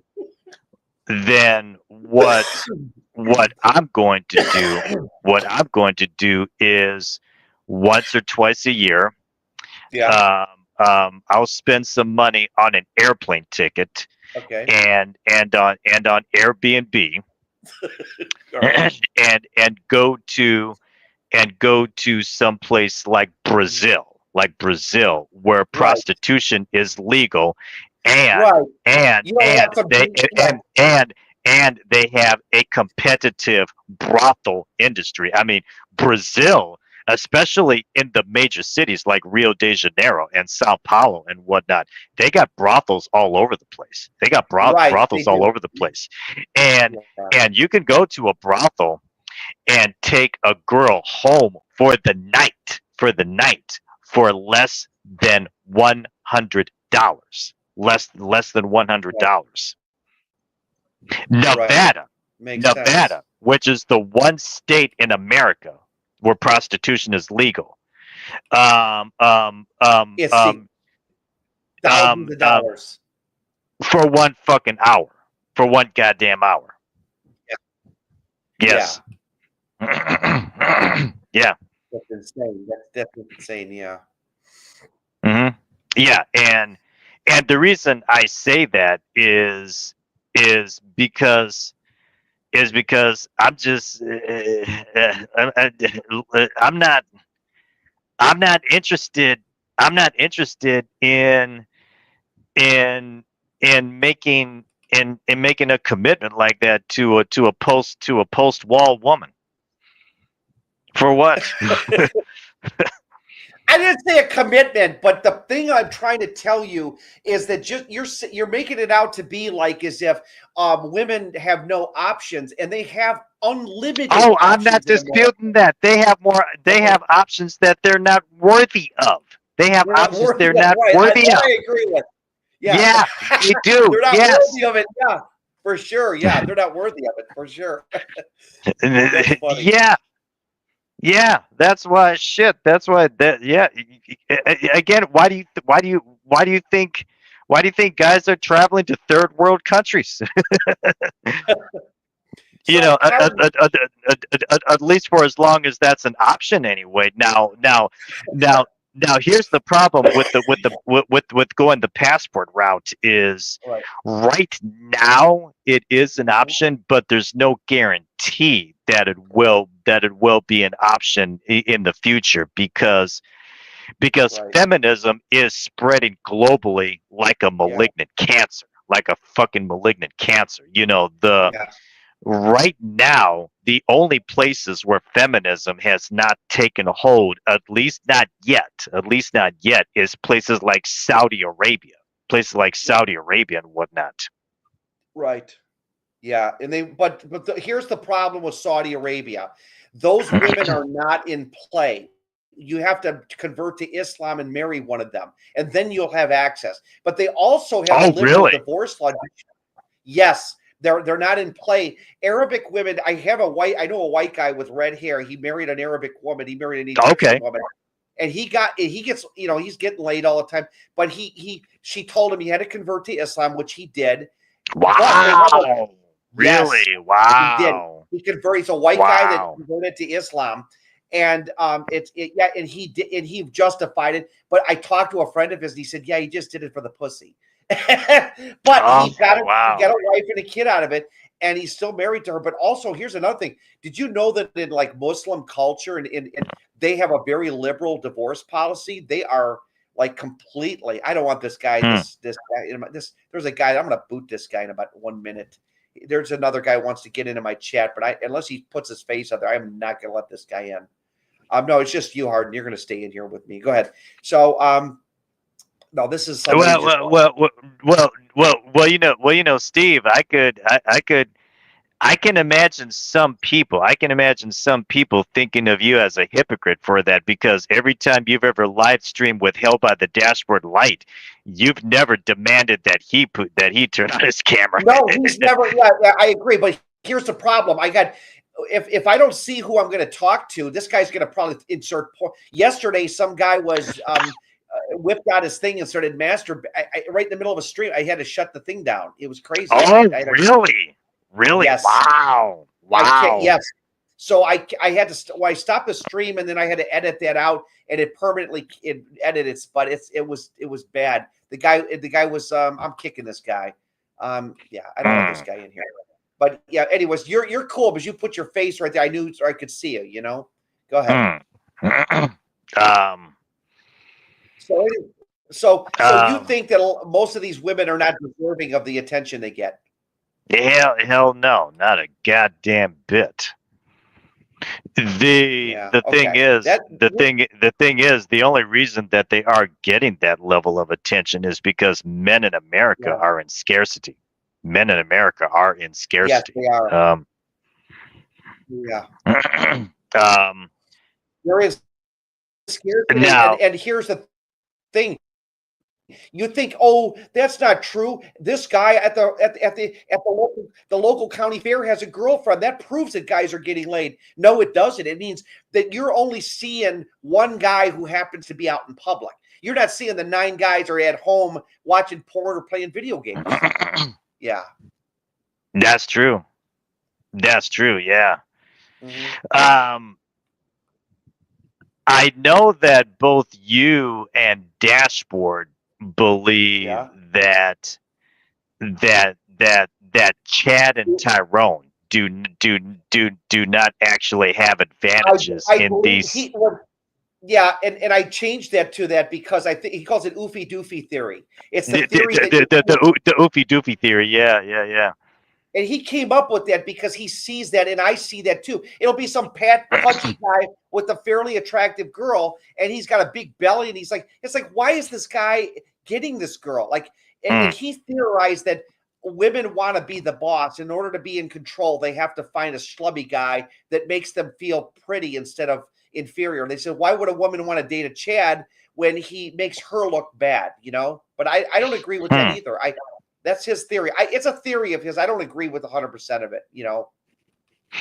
Well, the thing is, yes, you can definitely find couples like that one famous couple on YouTube. Their name is Squirmy and Grub. Are you familiar with them? Yeah, there's a theory, but there's a theory on that too.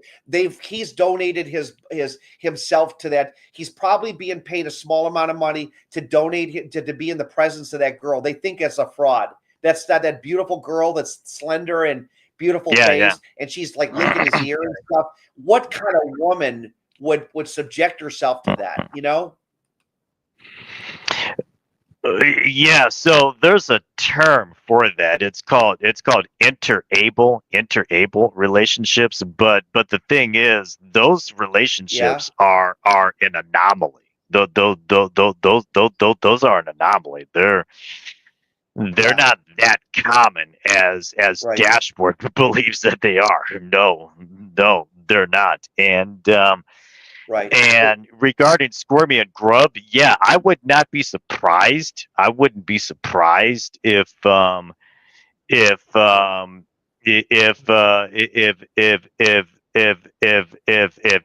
Shane either comes from a rich family and and stands to inherit a lot of money, or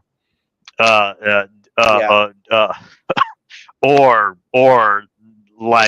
you suggested, Hannah is getting paid to be with him. But do you have Yeah. evidence of that, though? Do you have evidence that she's getting paid to No, be we with don't. him? We don't. It's a fear. It's a fear. It's a fear. No, no, no. We don't have evidence of it. But the guy that made that comment was a guy by name Stardust. He's Thinking Ape TV. He thinks that Oh, he Stardust. Yeah, donated himself to science. he's been around a long time. He's been around a long time. Yeah, so have I. But I went well. I've been around since '08 on here. I did the True Force Loneliness videos back in '08. We came up with a name for something that we believe explain the problem. It's true forced loneliness. It's a loneliness crisis because the incel makes it look evil. Oh, you're incel. Oh, you're evil. Yeah, Grubbs might have Actually, yeah. Wow.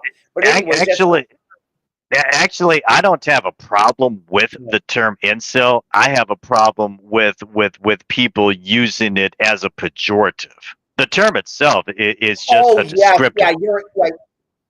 It's a pejorative. Term, it's a shaming the term itself is just a descriptor. So there's nothing wrong with the term itself. What I have a problem with is how leftists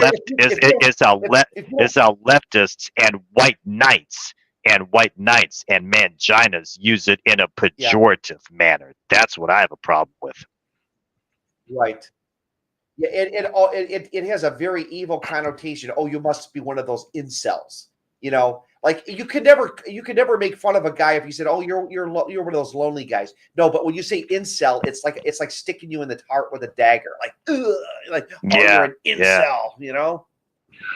But okay, so Stardust, or now he calls himself Thinking Ape. Go ahead, keep talking. So Thinking Ape believes that Shane has donated himself to science. What? Okay, I'm confused. I'm confused. What's he talking about? Okay, he believes he's donated him. He was talking about Squirmy and Grubs about a year or two ago. Just the videos that we're getting. Okay, so he believes that Squirmy and Grubs, Squirmy, the guy that's the Squirmy guy, or who's Grubs? I don't know who Squirmy or Grubs is. The guy, the guy. He thinks that he's just donated his body to science and entertainment. It makes sense too. I don't know if any woman would really why would you get so like make it a channel? It's almost like a Hollywood. It's something so it's so fantastically. She was licking. She's like, oh, we're gonna, like she makes it real sexual. Like, why would you put your whole life out there to do something like that? If you were in a relationship with the guy like that, you might tell your story, but it's like a what do they call that? A reality TV show. It's ridiculous, That's my opinion on it. Yeah, well, I would be interested to know if Shane comes from a rich family. that would be interesting. That would be interesting to find out. Yeah. Yeah, but yeah, he might. I'm not prepared to rule out Dashboard's oofy doofy theory. I think there is some merit to it. I just I don't believe that it's the mass movement that he believes it is. But I think there probably is about like 10 to maybe 15% of women who do seek a guy that who do seek a man that she deems beneath her because she can easily control him. I mean that is there, but I don't think it's the mass social movement though that dashboard believes it is. But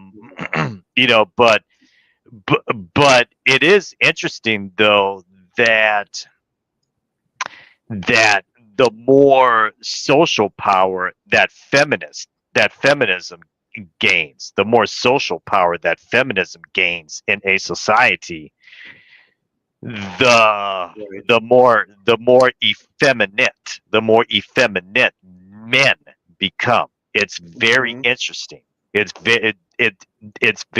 very interesting. Right.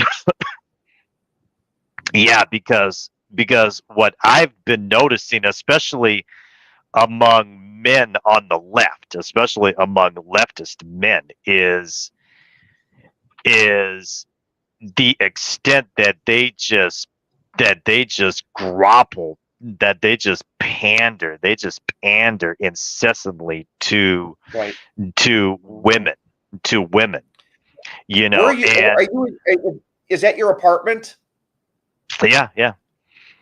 Okay. Well, I'm just curious. What's your age? How old are you? 50, 45? 51.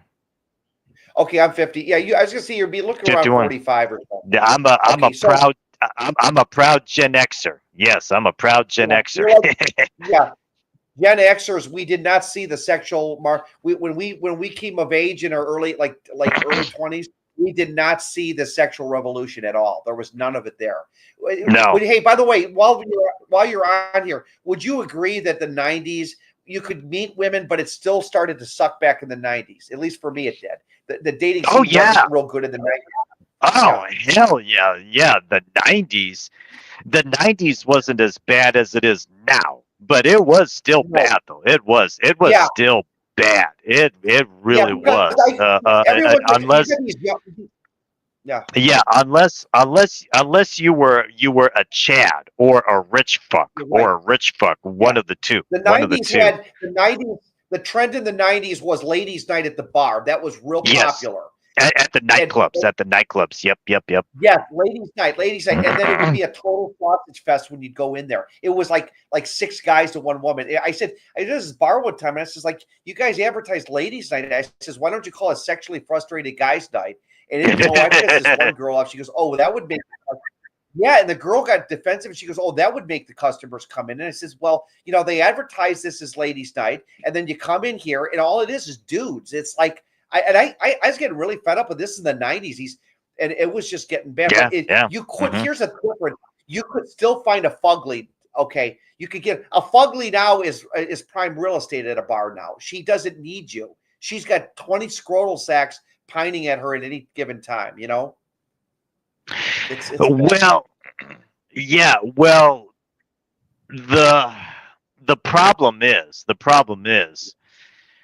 due to the fact that 80% of, and this goes to the 80-20 rule, that the 80-20 rule. Go ahead. Due to the fact that 80% of men Right. are living in sexual scarcity, Right. it has led to an artificial inflation, an extreme artificial inflation of women's sexual market value. Because it's gotten to the Artificial point. inflation, right? Yeah, like you said, they don't.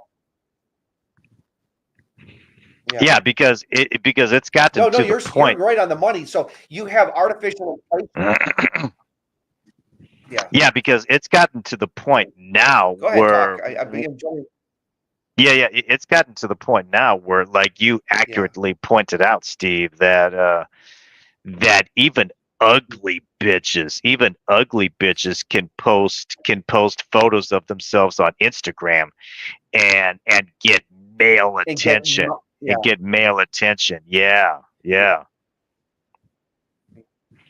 There was a guy named First. He's a Russian. His parents are Russian immigrants, but he did that video about the dating scene 5 years ago. You saw the video? Him and I know him and Pyramid. There's a guy named Pyramid who talks about demographics all the time, and I'm subscribed to Pyramid on Discord. I'm subscribed to his Discord channel. Yeah. Hey, do you have a YouTube channel yourself? It's not active. It's not active. I have literally no content on there right now. I mean, I might start doing some content in the future. I might. I haven't Sounds good. decided. Yeah, the thing that deters me from from doing any talks or anything on my YouTube channel is is the fear of building up an audience, building up a following, and then one day, you there? Uh-oh, what happened here?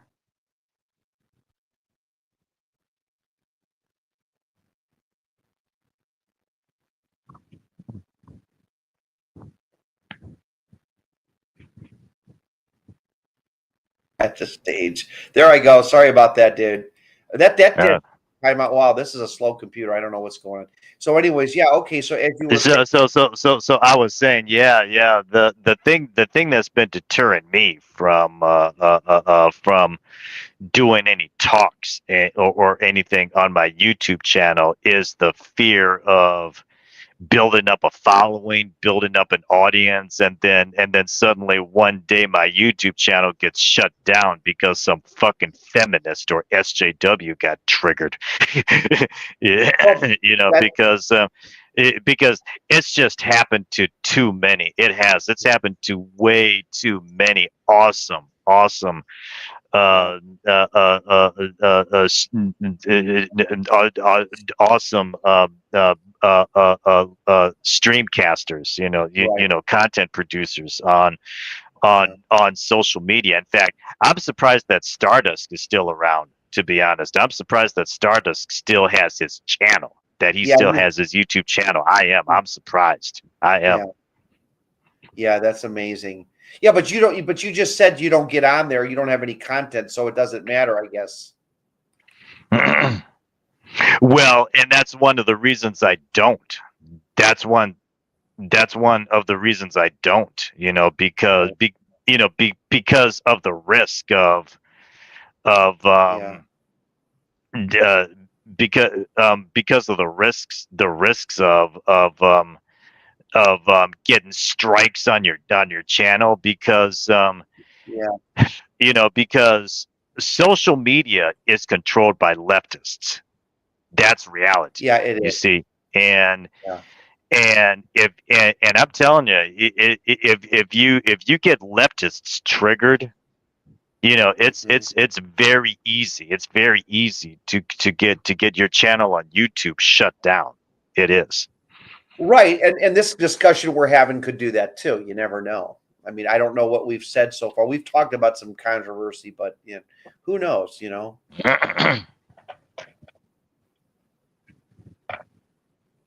Yeah. Yeah. Well, I was looking in the chat. It says he would like to go after the show. Um, so you're a do you is the Jewish community disconnected where they don't even have a dating? Is it pretty much like being white basically? You're kind of shit out of luck if you're looking for anything really. I guess you are. I guess it doesn't uh, matter either. um, the the Jewish community it's it's not it's a desert for the most part. Yeah, Yeah. So you're some woman's not going to say to you, "Oy vey, I got the right nice Jewish girl for you." That ain't going to happen, is it? unless you're rich. Yeah, Unless Rich. you're rich. Yeah. Yeah. Oh my God. Yeah. I mean, that's just the sad reality Yeah. of the situation. And what's funny, Steve, is the Jewish elites, the white elites, the elites of white countries, Yes. and the East Asian elites, Right. really the elites of all countries are Right. fucking over their own men, Yeah. the men of their societies. They are. They are. They're because They are. they're not taking into consideration that they've got. It's like these scientists that invent this technology that tracks you. They're tracking. They're making it so that it'll track their own kids at some point. You know, Right, it's like right. the elites do that too. They're bringing in like third world immigration, mostly male. Yes, and and they're it's mostly men, you know, Yes. and it's creating a lot of competition for women. Yeah. Well, less competition for women as far as getting a man. It's competition. Yes. For men, it's competition. For that's what I meant to say. Yes. It's making it hard. Now, hey, how do you like this theory I said? People say, "Oh, you can't prove that it's oversaturation of males." If you and I had access to 1,000,000 pounds of gold and we could evenly distribute the gold would magically go down in price and people wouldn't know why. It would just be so much of it out there. I think the reason why you don't see it, the problem is because you could have 5 men to 1 woman and not physically realize it. Holy shit. There really are 5 single men and 1 woman because you don't see them. They're not in one particular area. Do you follow what I'm saying? They're scattered and they're hiding in their apartments and they're hiding in their parents' basement or wherever they're living. They're living in their cars. They're all over the place, but they're not out in public going to holding hands with their girlfriend at the county fair. You know, that's what I'm saying. I know this problem is worse than people give it credit for. I swear to God, I believe there's 5 excess men for every woman, and I think that it's bad. I think it's really 5. That sounds far fetched, Steve. That sounds far fetched. I know it does. 5. Okay, there's an economist back in 2001. There was an interview on NPR. The lady's name was Sherry Cooper. Is she still alive, by the way? And Sherry Cooper said in 2001 that by 2010, single men would outnumber single women by 2 to 1. That's 2010. I believe 15 years later, it could be 3 to 1, 4 to 1. I think she's right. She said the reason, she explained the first reason. She said immigration was one of them, but she said the one big one was baby boomers who were a huge population. They divorced their wives and they triple dipped into this lower pool of women who are our generation, Gen X. And she says that we've never recovered since from it. It's fucked. I mean, well, not only that, Steve. Yeah. Not only that, but the bigger problem than that we have in all of the first world communities. So we're talking the West, East Asia, and Israel. All of the first world community, right, is the extinction level childbirth rates that that falls into it too. That our countries are at. Because the thing is, the young, fit, fertile women that would have been options for men now were never born. Those women were never born. That's what. Yeah. That's what the reality is. Because see, the childbirth rate in the first world started plummeting in the 1970s. Okay. In the 1970s. That is when it started declining, the 1970s. I, for example, am an only child. I am an only child. Yeah, and that's I don't have any siblings. Right, and I have noticed something else. Jewish people generally have, unless they're Hasidics, have only very like 1 or 2 kids. They don't have these huge families. So, like, unless you come from a Hasidic Jewish family, you're probably going to be 1 or 2 kids in your family. Well, because the Hasidics are Orthodox. Right. That's an Orthodox religious right. community. You're almost guaranteed a woman. If you were an Orthodox Jew, would you say you'd almost guaranteed a wife, pretty much? I don't know. That's a good question. I don't know. You don't know. Okay. Because I don't know. Like that but that's subjective. But there was like one Orthodox Jewish woman, like her husband, she had like 10 or 12 kids, and she's an educated woman too. It was like, oh, I'm having my 11th kid. I mean, they have a lot of sex. Wow. Yeah. I could you imagine having a woman that puts out like every day for you? Could you? Wow. Damn. Yeah, that would be unbelievable. Wow. Wow. Huh. A guy, Jeff, in the comments says 6 women at my work are sleeping with the same man. 3 of the women are married. 2 have boyfriends. 1 is single. Can you imagine that? 6 women, 3 married. With the same guy. Wow. So I bet that guy's a Chad, or if it's or if he's a black guy, he's a Tyrone. If he's a black guy, he's a Tyrone. Yeah, I got a lot of good videos coming up in the future, man. I've got such good shit coming out now. I already pre-recorded a lot of them to begin with, but I just got to be careful we don't get this stuff censored, because this is a taboo subject you're not allowed to talk about in conventional society. Would you agree? You cannot talk about this, like the dating scene, like how fucked up it is. Like you're supposed to accept it as it is. Like, well, sounds to me like, dude, you got the problem. Like why are guys in such denial about this? Yeah. Well, part of the problem, Steve, and I have heard, to your credit, Steve, I have heard you talking about this in the past, is the white knight culture of the West. Because I've heard you talking about how in Eastern European countries, that they don't have this white knight culture like we do in the West. They don't put up with any shit. Yeah. No. So and a man will defend what's his, but he's not going to serve as a free bodyguard to a fucking female stranger like these damn idiots in the West will. And see, I bring that up, Steve, because that is one of the factors, that's given women too much power, that's given women excessive power over society, is the white knight culture. because see, you'll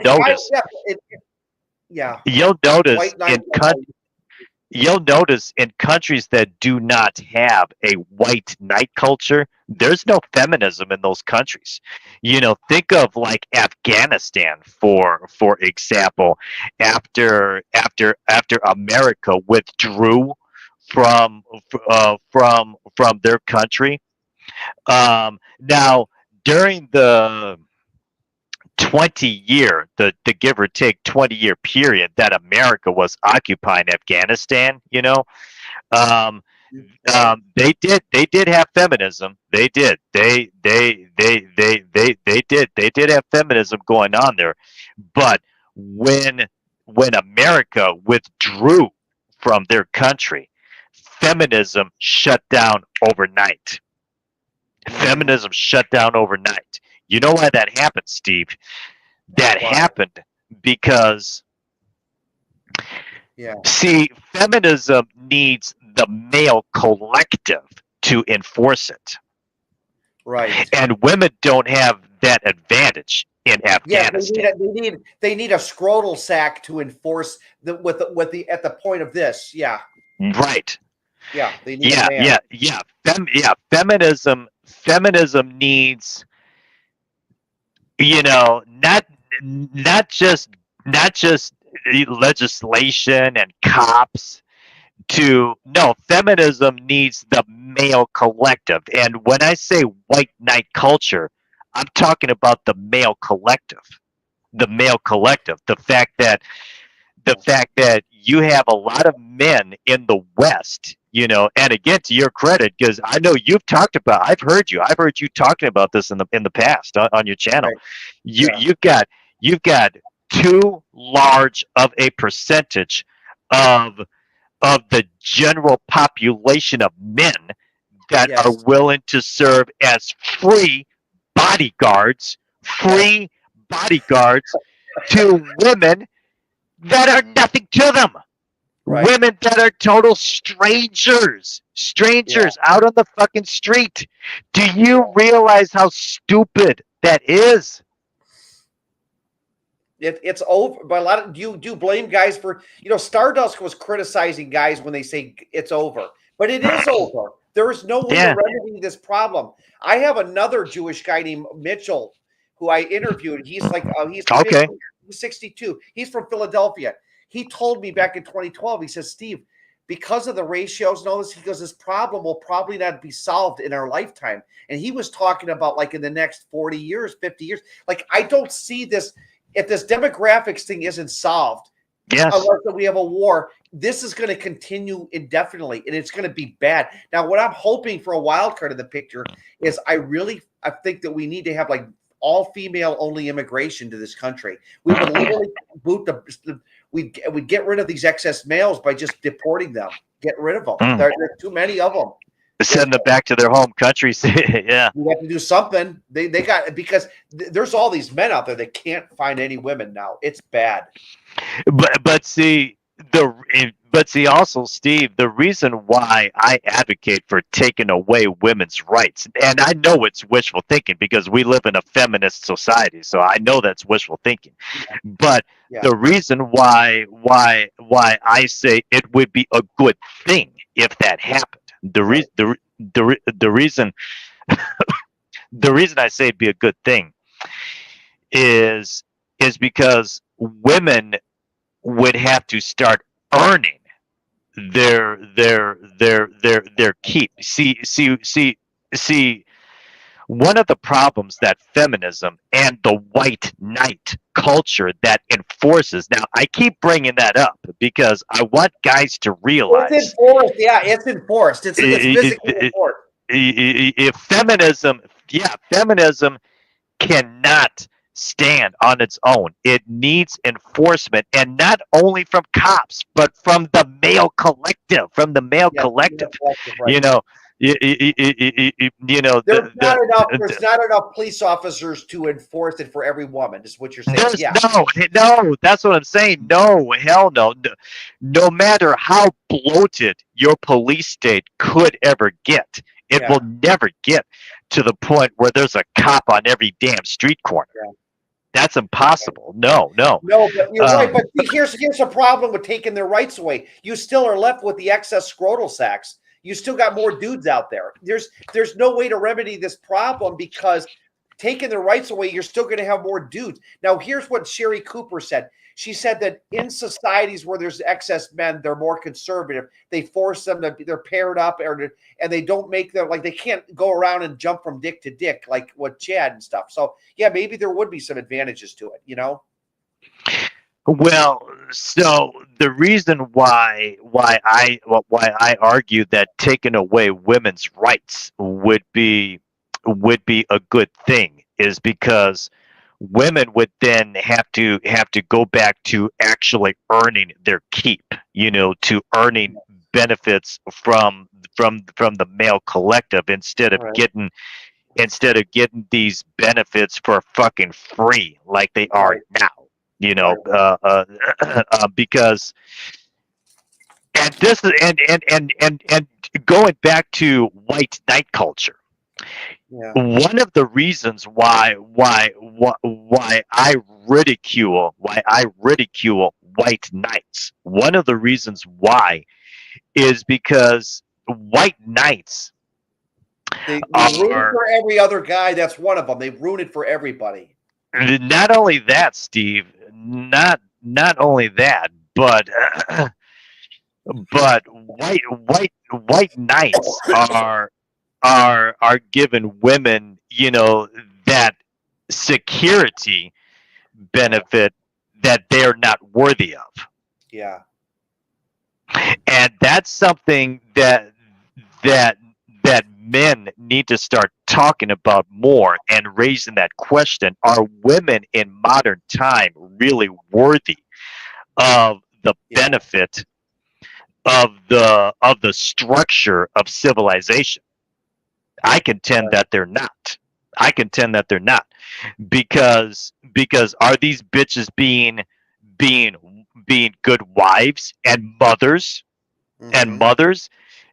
When you look at the extinction level childbirth rate that our countries are at, these bitches are not contributing to the continuation of our societies. No, They're they're not. They're so not. yeah, So what makes these bitches worthy of right. free bodyguard protection from random men out on the street? What makes them worthy of any of these benefits Yeah, of the structure of civilization? yeah.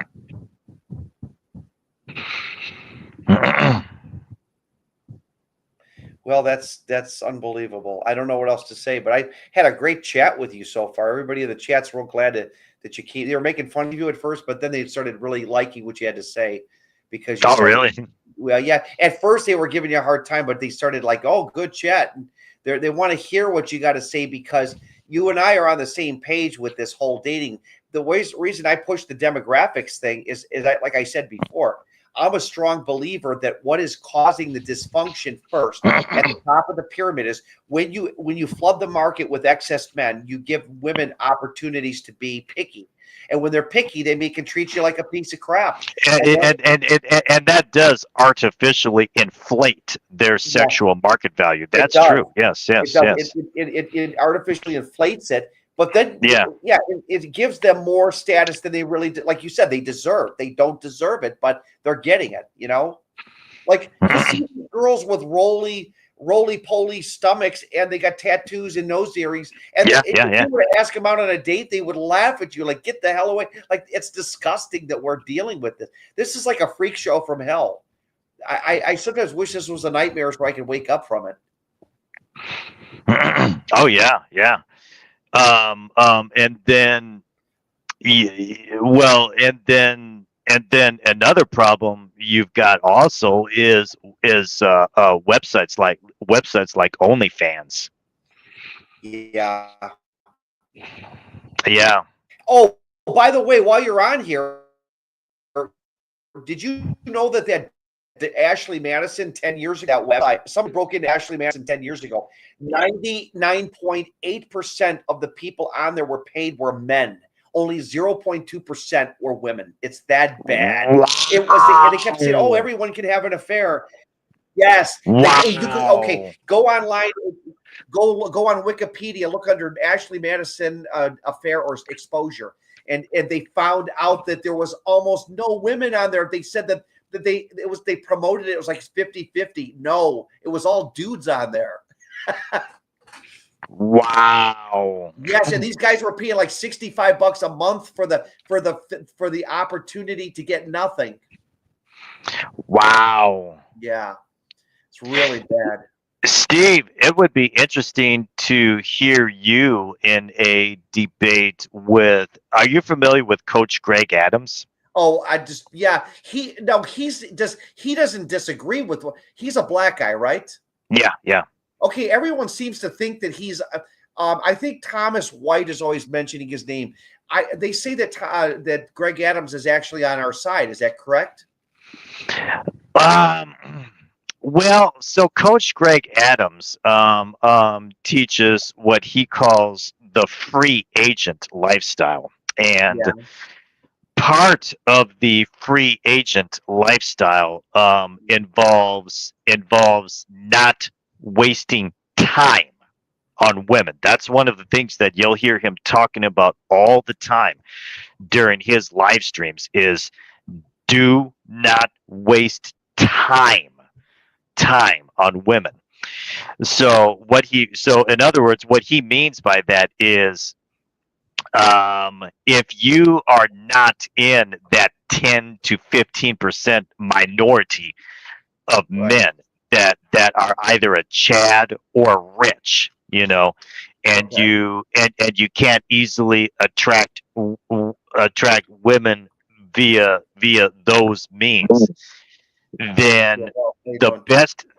best thing that you can do for yourself is to Right. simply go on and pay pay for vagina access. just, just go on and pay for it. Go on and pay for it. And he also advises men who are looking for a relationship, especially legacy ninjas. So yeah. So a man who's desiring to have his own children, yeah he calls us legacy ninjas. He calls us legacy ninjas.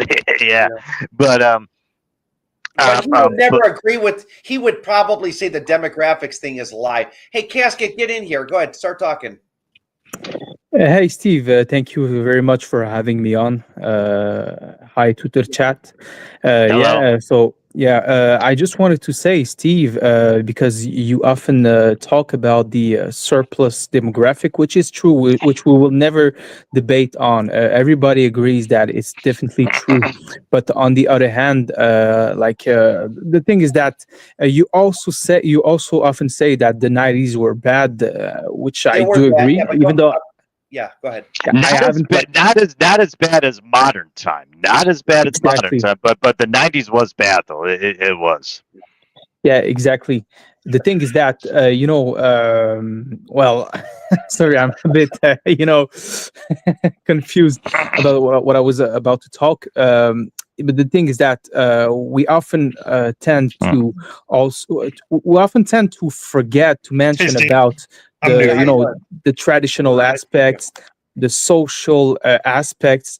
It seems that nowadays there's no longer any type of traditional thing that is enforced Right. into our society, which definitely in turn cause this degradations of the relationships of between the genders, of course, because to me it's like directly it stems from that. Like it stems from three things. Actually, four. We definitely have the demographic problems, especially in the West, because I traveled like in other places, and I kind of like experience a different thing.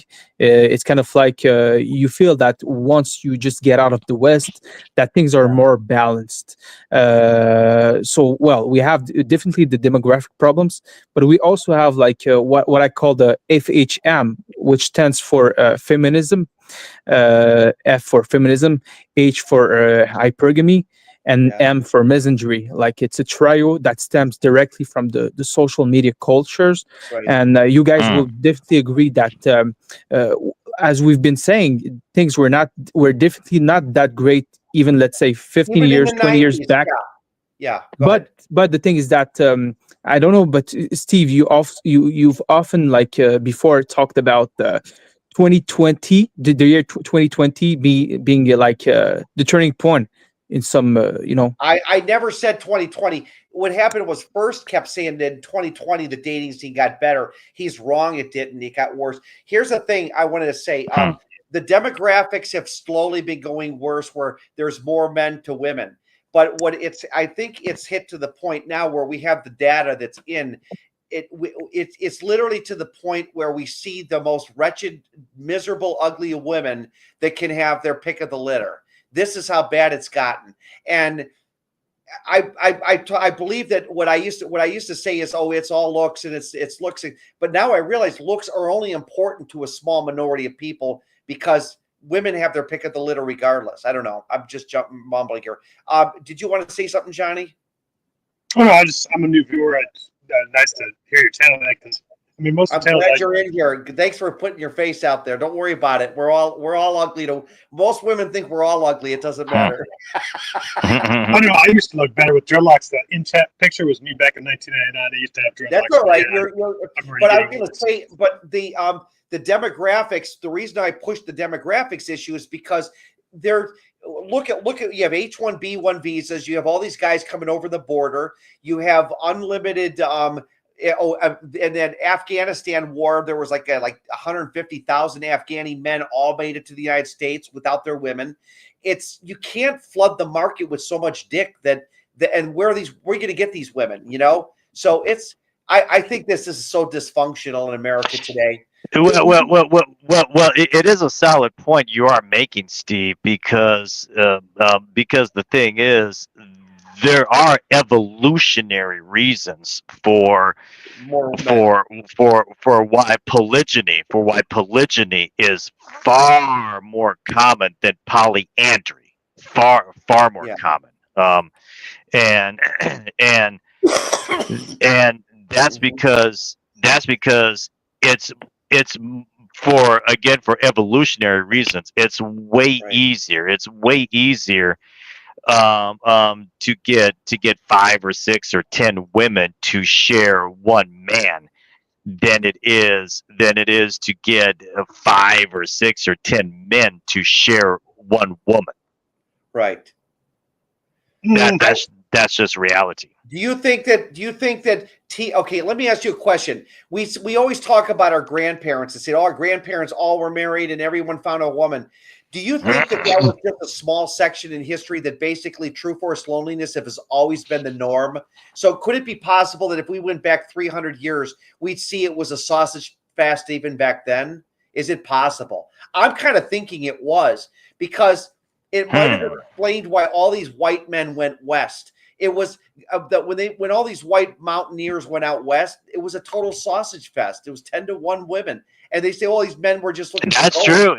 That's true. It was. Yeah. Like like during the era of the Lewis and Clark expedition, for example. Oh, I Yeah. think it was Yeah. a sausage fest back then. And here's why: women died in childbirth at an appalling rate. Think about it. You were a woman and you gave birth. There was nothing to stop the bleeding if you started bleeding really bad. So I would say a lot of women died in childbirth, and the dude with the money remarried another younger woman.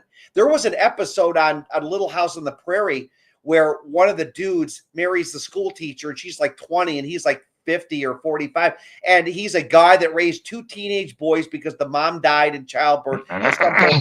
And it's a guy marrying a younger woman. And I think that happened in the 1800s like that. I think that and so when the Civil War happened, 635,000 men in 4 years were killed in the Civil War. And guess what happened? You had a sausage fest still going west after the war. I think the sausage fest problem was it was just as pronounced back then as it is now, but they didn't know what it was. It's just like, well, maybe I'll get one of those pretty little things one day. We'll see. I think TFL was major back in the 1800s.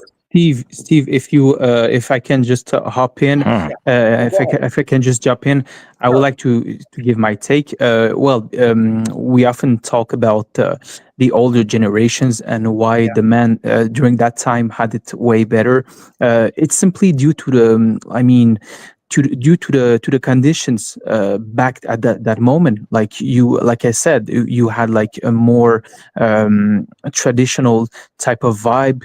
You like everyone knew its place basically, whereas right now in this day and age, you have like women that not only, just like you said, have so many options, but they also now can earn their own money. They can basically just live their own lives, and they don't need men. So this is the thing. Like, it seems that when women are more emancipated, when they can earn their own money, then at that moment, it seems that they just they just no longer care about men, because this is their nature.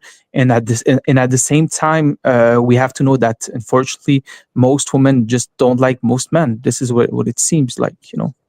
Yeah, I know what you're saying. I'll go back to what you're saying. They make more money. But if you didn't, if let's say women were financially independent, but there were 3 of them for every 1 guy, they still would have to settle for a guy. This numbers problem is the crux of where it's at. I do believe that if we push this issue hard, we'll get censored. Because right now in the internet, everybody's pushing the demographics issue. They're talking about game. They're talking about confidence. They're talking about how to get even with women and PUAs. PUAs. Yeah. I think that if you were to expose the demographics for what it is, I think that these people are going to get worried. They're going to be like, we don't want people knowing that. Because if you pronounced, let's say you said there's 4 single men for every woman, there would be nothing to live for most guys. They'd say, fuck work. Just, I'm going to play video games. And they're kind of doing that now already, you know? They're kind of doing it now. You know, think about it. Most single men.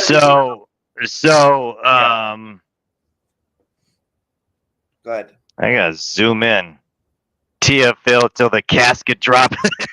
Damn. Yeah, it's actually I don't know if you know guys. I don't know if you guys know him. You probably know him. It's Brandon, who goes by the name of Oreo Man or Savvy Guy. Yeah, yes. Yeah, he made a song like it's still on YouTube. If you guys are willing to check it, you can just type TFL till my casket drop. He made Johnny, like Johnny, have you been getting a lot of action lately? Wow. No, I mean, I can if I wanted to, but I just don't want to because, I mean, why would I want, ladies with 6 kids? You know, it's just. It's vice versa. So Casket made a good point.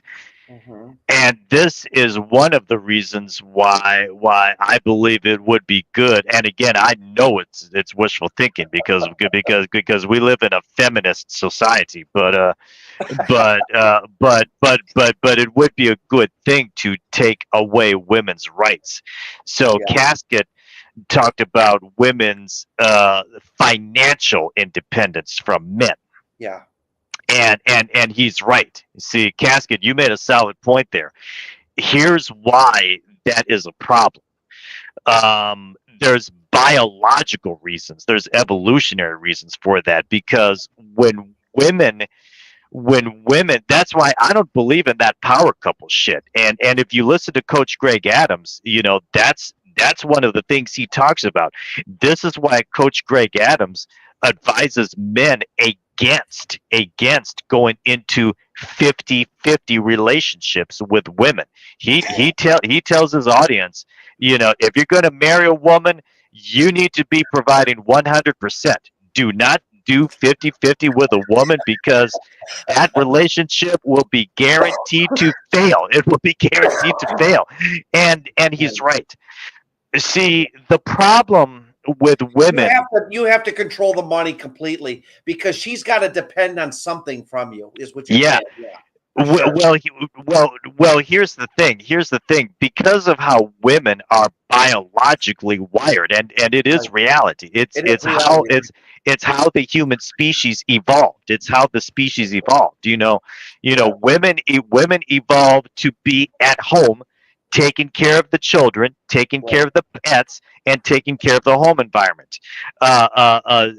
Men evolved to fulfill a different duty, to go out and gather, to build, and to protect the family and the village and the township and what have you. So the problem that you get when women become careerists is a careerist is a man's lifestyle. That's a masculine lifestyle. And when you have a society like we have in modern time, where women are outpacing men in terms of income, and that's due to men being passed over in higher education and high gain employment for women. All those spots now are being given to women because we got to make up for centuries of misogyny against women's. That's the excuse. That's the excuse that we're told. But the funny thing is, most women actually do not like the careerist lifestyle. They don't like it.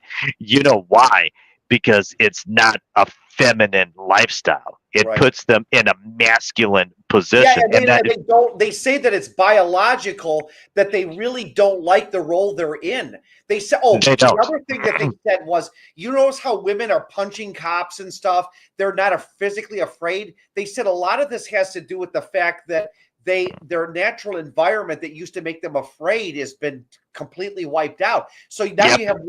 Have you seen these videos where these Karens or these young girls, or even like maybe in their 20s, 30s, are punching at guys and walking up to black guys and cussing at them and like, get out of my effing face, you mother effer. They're going in the ghetto. White girls are going in the ghetto, just getting right into a black guy's face, like, you man. And and I'm like looking at this like, God, people would be terrified to do that 50 years ago. Yeah. Oh yeah, for sure, Yes. for sure. Yeah, so they have where white girls are just walking up to black guys in black areas and just like screaming at them, "Get out of your mother effing car! Come on, right now! Come on, get out of that car!" And wow, and this is happening in the hood. In the hood. Yes. Really? And what I'm saying is, what is being said is that women no longer have those fearful things that they would be afraid of, so they're just running amok. Yeah. Yes, but there are some Karens out there back in the 90s too, in some certain ghetto areas, but still, it wasn't as bad as now. Yes. No, I mean, I'm seeing that these girls are like, the black guys, like, man, girl, you need to shut up, man. And the black guys are so pussy, they won't even punch the girl out. Like, they'll just sit there and let this girl punch on their car or something. It's really crazy. Wow. Yeah. But going back to my point, though, you see, the reason why it's bad to have women in the masculine role like that, to have women be careerists, to have them be financially independent, is because what that results in is women becoming the men that they are naturally attracted to. That's what that results in. So they're becoming the men that they're attracted to. What's the ramifications of that? Do they despise men even more? Or yes. So when they so they're attracted to men. So they become like the men they're attracted to. So they hate the men now. Yes. Yeah. Well, okay, to give you one example, I remember years ago reading an article in, I forget if it was Cosmopolitan or which one, but it was one of those rag magazines, one of those shit rag magazines. The article was entitled "House Husbands Are Not Sexy." Yeah. The article was about marriages where the husband is a stay-at-home husband and the wife is the sole income earner. Yeah, right. And they don't like that, right? One of the things the article talked about is how in those marriages, in those role reversed marriages, those non-traditional marriages, that women initiate divorce like 99% of the time. And oh my God. not only that, but over 90% of those kind of marriages end in divorce. Yes, over 90%. Where the guy is, oh my God, you're kidding me. You're seeing it where when anytime you have a relationship where the guy is the if the guy is staying at home, if he's the stay-at-home spouse, those marriages are virtually guaranteed to end in divorce. That's unbelievable. That is, yeah. And the reason for that is because in those kinds of marriages, the woman becomes resentful of her husband. Right. I don't blame her. I honestly don't. He's a fucking cucking piece of shit. He deserves what he's getting. He deserves what he's getting.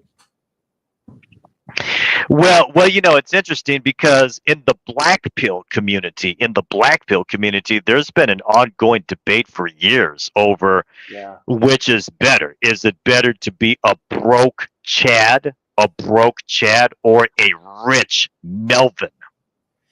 So in other words, if you had to pick between those two, between being a broke Chad or a rich Melvin.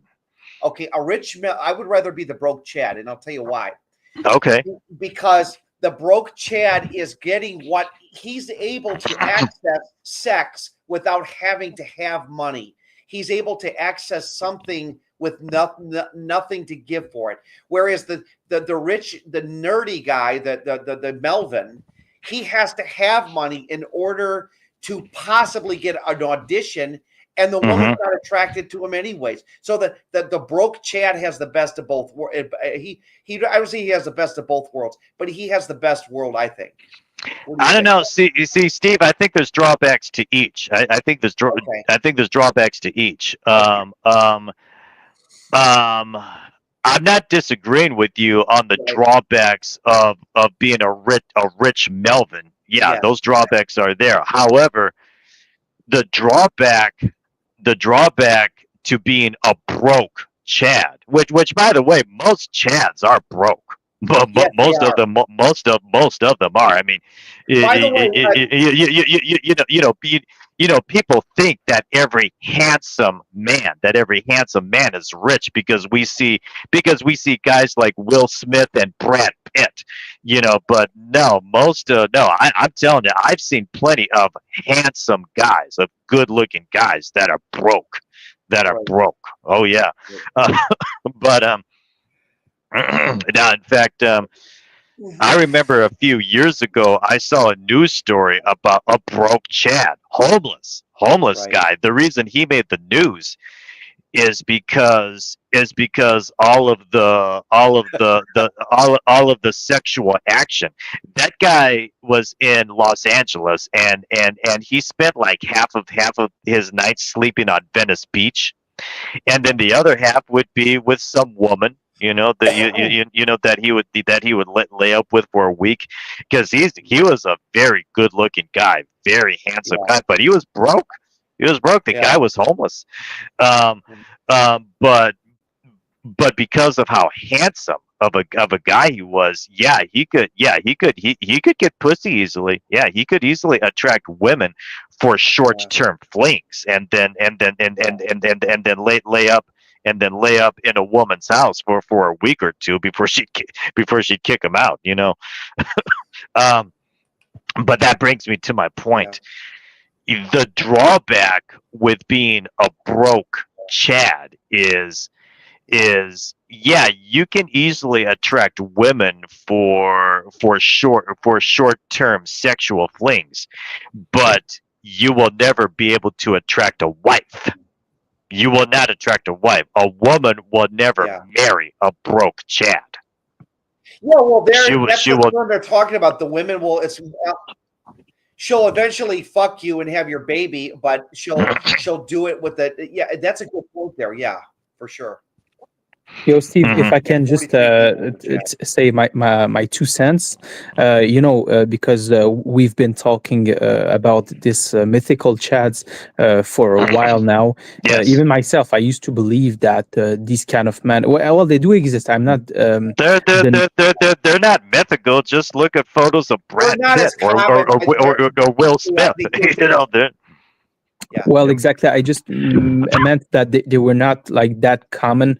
They were pretty rare, and for the most part, like most men are just normal looking. Like just like the same way most women are too like normal looking.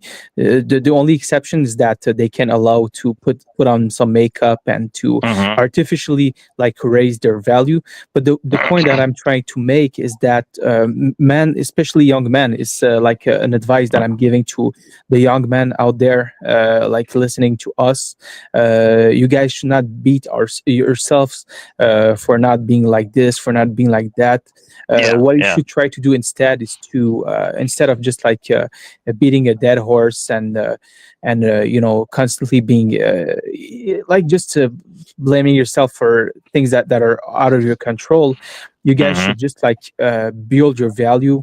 You guys should just, I don't know, go to college, go do a trade, make some money. I agree with it. That's what I do. I work in the trades now, but I'm just saying for the average, I'm 54, but for the average guy that's 25, 30, it's a crying shame. He may never meet a woman. With these demographic numbers the way they are, I don't see how a guy in his 20s is going to ever get a girlfriend. I don't see how. If you have a girl by the age of 18, you're probably not going to kiss one anytime soon. Yeah, it's even more true nowadays because before, let me just let me just tell you about myself. I'm 33 years old. I was born in 1992. So at the very moment where I started to feel that things have radically changed, it coincided with the advent of social medias in Right. 2012. Sorry, yeah, around 2011, 2013, back at that time, I really started to feel the change. And I know, once again, I Yeah. know that the whole Yeah. 2000 decade was not that great, that how some compared to the past. But however, it was like still like way less less worse 2008, than it. you could get something. Yes, I agree. You could get Exactly, you could get something, and back then something. You you can't didn't get feel anything that. now. You literally can't get anything now. Yeah. Steve, you know what? Like nowadays, it seems that in order to get just something it's not something that is totally your type. You're gonna have to do like astronomical amount of work just to find like something really not gonna mediocre to not really that great, and that has a lot of baggage within her life. So that is the problem. Like you have to, like you said, you have to do 20 times the amount of work that your grandparents, your grandfathers used to do, like Right. for Now, way less. what country are you from? Yo, Go ahead. Steve, I am from you must know definitely Quebec, man, where they speak French. I'm from there. Oh, you Oh, speak you're from French. Canada. You're from Yeah, from Canada. Canada. Okay. Yeah, Okay. But yeah. is it hard to meet a French speaking girl in your area too? Is it Oh, it really like is, man. It is, especially for me, as you probably saw me. I'm like very ethnic, Mm. and for the most part, we tend to not really do well. Except that if you are, let's say, if you have some clout, if you, I don't know, if you belong to something high status, but for the most part, we're not doing that well. And the But things so that, so yeah, so so so as a French speaker, as a French speaker, I think you would be at an advantage in Haiti, because Haiti is a French speaking are country. you So kidding so me? so so so Who so wants so to go? so. Who wants to go No, to no, that no, no, no, shithole? hold on. It's a French speaking country, so you would not have a language barrier. You wouldn't have the hassle of a language barrier. And I'm telling you, there's some sexy But bro, women in it's a massive Haiti. shithole.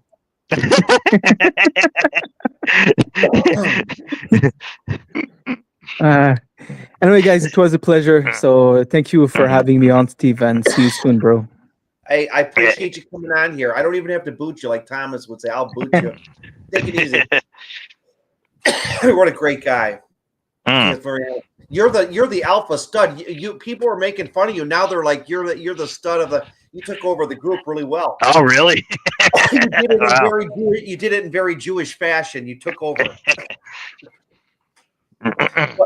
But what I will say that I got a guy that. Oh, by the way, before I let you go and I close the stream, I have a guy who's a Chad. He's 28 years old, got a beautiful Okay. wife, but he from the age of 18 to like 24, he banged like 60, 70 women. He told me he was homeless the whole time. See, that doesn't surprise me. He's a really good guy, though. He's a really Yeah. kind of nice. His wife married him last year. I was at his wedding. I videoed and filmed his wedding, but he told me, he said, Steve, I got laid probably 50 times, and I believe him too. But he's a good looking guy, but he's a guy that wants to have one woman. He doesn't want to be dicking around. But when he was homeless, he told me about all this stuff. But he's going to be a guest on my show. He wants to be on here. So, oh, that should be fun to hear. That would be fun to hear. Cool. Yeah, So yeah. with the mythical Chad, you're going to meet a real Chad, and he'll tell you his story.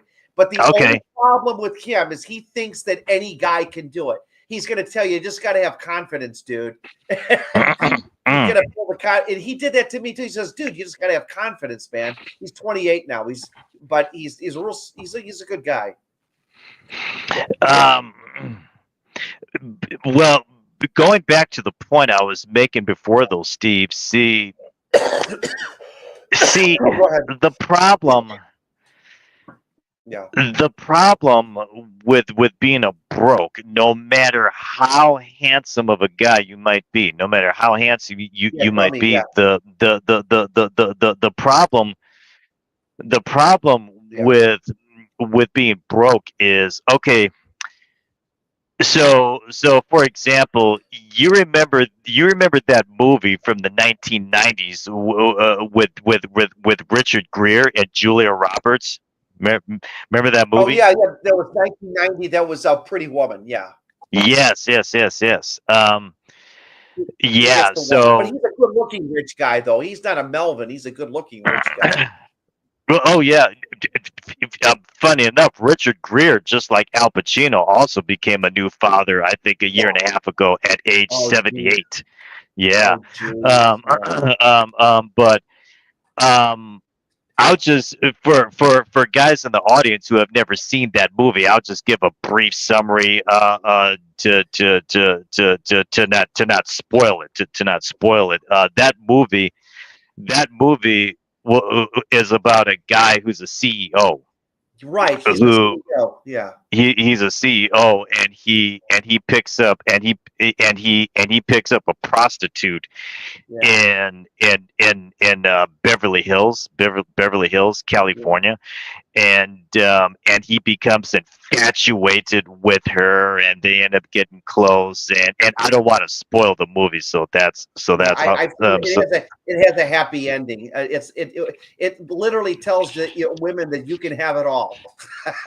yeah. But okay, so when you think about the storyline though of Pretty Woman, okay, this very successful guy, very successful CEO, rich fuck, picking up picking up a destitute woman off the street, A taking pretty her one though. in, Yeah. taking her in, giving her the good life. Um, how often do you hear of that in the reverse? In the reverse, Yeah. how often No do woman you would hear ever yeah. how Oh often God. do you hear of a rich bitch A you know pretty one. Yeah. taking in a poor man who's homeless Yeah. off the street? It I never know. happens. It Yeah. never Right. happens. She'll screw him one night and say, "Get the hell out." That's it. Yeah. That's it. Yeah. Yeah. Did you see the movie? Hey, you saw the movie. Well, she was married in the movie, but did you see the movie Midnight Cowboy with John Voight and Dustin Hoffman? No. Well, there's a scene where John Voight is playing this male wannabe prostitute, and he hooks up with Oh. this older Jewish woman, and he Okay. thinks that like, she's going to give him all this money Oh, to show. so he's a gigolo. So he's a He gigolo. tries. Okay. He's a wannabe gigolo, but Okay. it's hilarious. The scene is he thinks he's like saying to her, "Well, like now that we did it, like, can you pay me the money?" And she's like, "Are you kidding me?" Like, and he has to shut her up, and then he gives her $20, and she like pulls it out of his hand, like in other words, she wound up getting paid to get laid by him. It was Wow. hilarious, and it's good to show you that no one is, Hello. I don't know if you can. Wow. Yeah. It was so that her name was Vera Miles is her real name. She is a Jewish actress, but she played a woman that was much older than John Voight, and he was trying to cost money out of her, and she says, "No, you're gonna pay me the $20." After it was hilarious, and it's like he thought it goes to show you how desperate men are and how stupid they are to even think a woman would pay them for sex. Mm. Yeah. Wow. Oh, there are men who get paid for sex. There are. Yeah, gigolos, but Yeah. those are good looking guys. Those are very good looking guys. Right. And even then if you look at the life of a gigolo, right, most of his clients are post-wall or post-menopause women. Yes. Yeah. Somebody calls you, they want you to be the somebody says they want you on my channel to be like the co-host or whatever. The co-host. They think you're pretty cool. This was a good way to get your face out there. You might become a celebrity on my channel. Oh, hey. Yeah. Well, and see the reason why gigolos typically attract older women as clients, post-wall and post-menopause women, girls, is because no matter how handsome a guy is, a woman is not going to pay for sex. A woman will not pay for unless sex. She's desperate she won't. And old. Unless she's old, like you said. Unless she's post-wall or post-menopause. But if we're talking a young, sexy woman, a young, attractive woman, she's not paying for sex. She is not paying for sex. No, because she doesn't have to. Right. She doesn't have to. No. Typically, the women that you will see hiring gigolos are either post-wall or post-menopause women. Wow. These are older women. Yeah. Listen, I am about to fall asleep here. You are awesome, Harden. Harden, they want you to be vice president of my channel now. Oh, really? Yeah, they started making fun of you, and then all of a sudden they changed hats. They're like, oh man, this guy's pretty good, So it's you gotta. But when I bring the Chad on, maybe you'll get on here. But this guy's a Chad. He's 28 years old, and he has lived. I'm looking forward to hearing that talk. Yeah. When do you have him scheduled? I don't know, but I'm going to call him up probably within the week, and I'm going to get him as soon as I can. But he wants to put his first and last name out there. He doesn't give a shit at his face. Oh, really? Oh, wow. Yeah. He's a total stud. But he's got an attractive wife. And I like I said, and his wife loves the hell of him. And it'd be funny, but what I'm saying is that these Chads exist, but I don't know a lot of them. But I'm not saying they don't exist. He basically told me, he says, Steve, I was getting laid when I was homeless, living in my car. Damn! Wow! But he attributes it all to being confident, and I'm like, dude, no, it's not. Oh, it's like he's just he goes, I could teach you how to be confident like this. I'm like, dude, I'm old enough to be your dad, and I still think you're, like, I don't need to listen. No. That's just like people attributing the fact that Ted Bundy had all kinds of women fawning over him to him being a psychopath. Yeah. No. It was because Ted Bundy was a Chad. Yeah, he was a Chad, no doubt. Yeah. Yes. Women gave it up. They dropped their panties like that to him, and then he just went psycho and killed him. Oh yeah, yeah. Yeah, that it was really. I think what he didn't, he felt he lost his power. There was kind of a weird psychological thing they said with these serial killers. A lot of them, they are capable of getting women, but what happens is they don't like being pursued. They feel like in other words, who are you? It's kind of a weird psychology that they have. Who knows? So here's the thing. There is something called hybristophilia, and that's in the DSM, by the way. That's in the DSM, and hybristophilia occurs almost exclusively in women. And there's evolutionary reasons for that. Where they are attracted to like real psychotic men. To psychopaths, yes. However, most women though, most women are appalled by that shit. I'd have to say, my sister would have never gone for that shit. However, women who have hybristophilia, they're not fawning over every guy who's a psychopath, because if that were the case, then because look, I've known guys who for who jail was their second home. Jail was those guys' second home, and so if it was just as easy as, well, be a psychopath and then you can attract sexy women with hybristophilia, well, shit, the guys that I've known, who lived very criminal lifestyles should have been drowning in pussy, and they weren't. Right. They weren't. So, but it is true though that a woman with hybristophilia, if she's got a choice between two guys, and if both guys are handsome, if both guys are very handsome guys, and one is a psychopath, she's going to go for the psychopath. That's true. Yeah.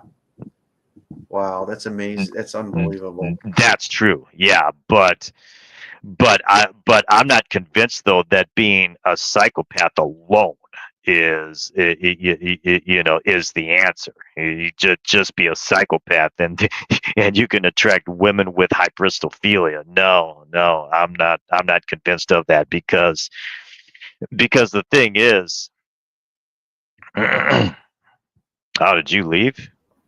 No, I'm back. Sorry, I had to get Yeah, because the thing is, if you look at the reality of most men who live criminal lifestyles, men who are in and they out have of no jail. problem meeting women. There's always women that'll bang them. Yeah.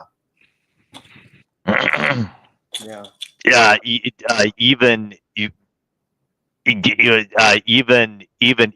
Melvins, even the criminal Melvins. You think so? There are criminal Melvins, yeah, and they get laid too. Yeah. Really? Yeah. Oh, there really? are some guys out there that he was. Listen, I don't mean to be rude, Harden, but I really have to get going because I got to use the bathroom, and I'm just okay, yeah. But okay, I'm going to boot you. Okay, I'm sorry I had to boot him so quickly. Great guest, Harden 9, and he really wound up being a great guest on here, and I can't wait to see him again. So today I'm actually into the 18th of June, 2025. It's 1:22 a.m.